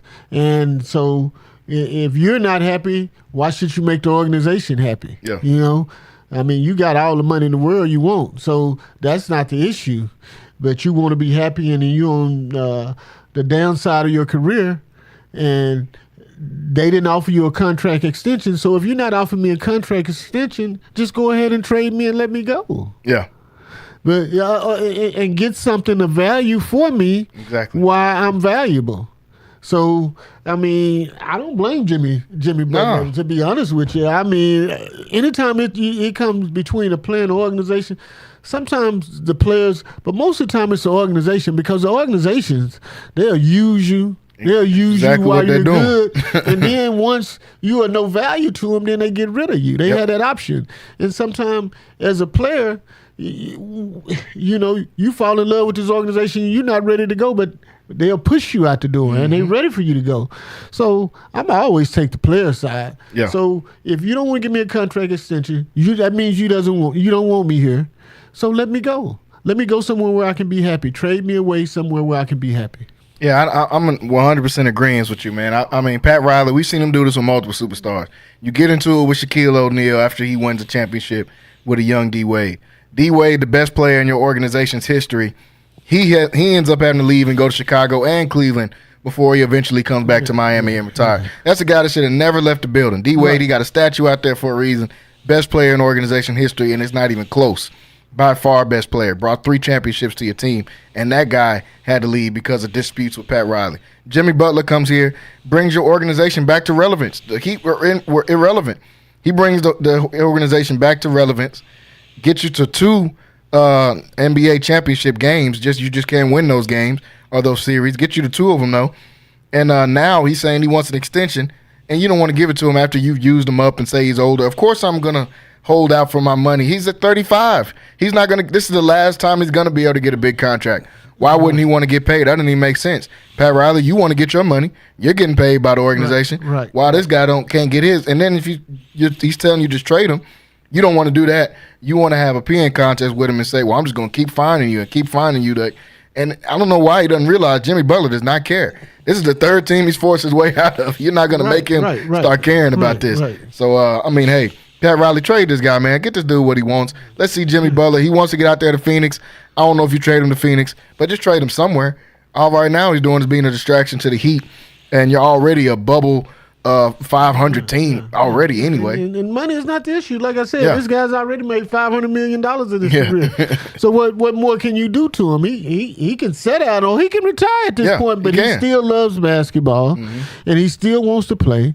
And you don't want him in your organization because you failed to extend him. So that means he's a free agent at the end of the year. So he wants to go somewhere where he can be happy. Let him go somewhere where he can be happy. Yeah, I think it should be that simple, man. I don't know why they're making it more complicated and just want to keep putting out news and honestly dragging your team down as you go with it, because it's a distraction. It's a distraction. The whole time you could just add another good player in there to go with Jimmy Butler, because his contract is up at the end of this year. He's got a player option for another $55 million, and he can opt into that, or he could just walk and leave.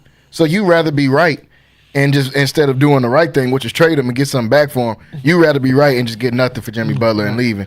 And then you're just going to have Bam out there getting 10 points every game, leaning on him to try to win you games, which is not going to happen. So hopefully this gets resolved with this Jimmy Butler and Heat thing, because the drama honestly has been going on too long with them, man. Let's get a trade in here. Let's get this resolved. Looking at a couple of these games tonight before we get off here. Rockets and Celtics. Rockets are probably number one surprise team in the league outside of maybe Cleveland. 30-14. Speaking of Cleveland, we just beat Cleveland twice. As a matter of fact, and they got the best record in the league. Right. We just beat them twice. Taking on the Celtics right now, the champs. They're in the first quarter in this one of the game. Who you like in this one? Rockets and Celtics. And then what you think about the Rockets so far this season? Well, Udoka, man, has put all that together in Boston, man, and then he gets to go back and play these guys. So it's basically like you looking at yourself in the mirror, a team that you put together and that you build success with, you know. But the Celtics are a strong team. Yeah. They won it all for a reason last year, and that's because they were the best team. But don't slip on the Rockets. The Rockets are a great team and an up and coming team, and I think with a few more pieces, they'll be okay. But as far as coaching and stability, they there. They're organization, young organization that's up and coming, and they can get in basketball. Man, it's whoever shoots the ball the best and plays defense and defends well. And if they can do that, they can beat the Celtics tonight. But that's a tough task. Yeah, tough task, especially there at home. I'll probably pick Boston in this one, even though obviously I'm a Rockets fan. But playing Boston at home, man, Boston's been playing great. Don't sleep on them Rockets just for this season in general. Like you said, man, I've talked about them a few times here, and we're going to start talking more NBA as this NFL season wraps up. But don't sleep on them Rockets, man. They really got something brewing out there. Number 2 in the West right now for a reason. 30-14 record. And if you don't know already, start watching the Ben Thompson right now, one of the best young players in the league, my favorite player on the Rockets. Probably already one of the best defenders in the league, probably the most athletic guy in the league. So check him out there as well. Another game going on right now on NBA TV, Detroit versus Cleveland. Usually this is a game I wouldn't even bring up. That don't even sound appealing. Detroit versus Cleveland. But Cleveland is sitting at the top of the NBA with being 36-9, 21-3 record. 2 of them losses coming to the Rockets last week, but I already said that. 36-9 record. The Detroit Pistons have come out of the abyss. Finally, they're playing 500 basketball right now. Cade Cunningham is one of the most exciting and best young players to watch in the NBA if you haven't been watching already. What you think about this Detroit team and then this Detroit versus Cleveland game? Detroit has turned it around, man. And Cade, which is a kid I've been knowing since he's been small. His dad went to Texas Tech with me. We were recruited. Man, there's a lot of Texas Tech alum got some good kids. We were recruited in the same class, and he came as a quarterback from Sam Houston in Arlington. And I've been knowing Cade, man, since he was a young kid. Want to have his dad on the show one of these days. Yeah, that would be good. Friends. I got his number right here. But, man, I'm happy for this kid. And, they turned it around. I mean, there's a team that looked dismal in the beginning of the season, and just turned it around and been winning and been competitive all year. Yeah. And Cleveland, you know, the way they jumped out with their record and was the best team and still has the best record in the NBA. But, man, that East is catching up with that West. They got some good young guys coming up, and Detroit has been playing well. So don't sleep on Detroit. I think Cleveland, with their length and the way they defend, are going to go well into the playoffs. But, man, Detroit has been playing outstanding of late. So a good game to watch, but I still get that edge to Cleveland. Yeah, Cleveland's still the better team in my opinion in this. Last one before we get off of here, Clippers and the Suns. Kawhi Leonard has made his return back to the NBA finally. This guy sits out half the year every year, but he's finally back in the NBA, and we get to watch him again playing against the Suns team that's been putting together a couple of wins. They lost, probably almost, 13 out of 15 games they lost in the last month or so. So they're reeling, trying to get back into contention here. Still got KD, who's playing great basketball. Still got Devin Booker out there as well. That game coming on at 8:30, I think. Who you like in this game? What you think about this Clippers and Suns team this year? With Clippers, do they play better with Kawhi, or do they play? I mean, they've been playing great without him. With James Harden, yeah. So but they obviously a better team with Kawhi, and I'm thinking that Kawhi. In the Harden factor, I think the Clippers will beat the Suns. the Suns are predicated on just scoring, and if either Durant or Booker is off, then they not gonna win. Yeah, and the defense is what's been their Achilles heel so far. So we'll see. A lot of teams going to make some trades in this next couple of weeks. I expect Phoenix to be one of those teams trying to get Jimmy Butler, but we'll see how that goes. Folks, we're out of time here today on the show. I want to thank everybody for listening in with us today and watching. We'll be back tomorrow to talk some more Cowboys. We'll talk some more Chiefs versus Eagles. We'll talk about a couple of these NBA games, too. I want to thank Wayne for jumping on here today. See you guys tomorrow. Everybody have a great evening. Texas home for sports. It's Centex Sports Network and Infinity Sports. Catch all your in-depth sports analysis with the best. The hottest sports show in the evening is Centex Primetime, hosted by Jalen Gillis. Act like y'all. Weekdays 5 to 7. This is the Central Texas #1 leader in sports. Centex Sports Network. That's right, sports fans. We can talk about sports. And Infinity Sports.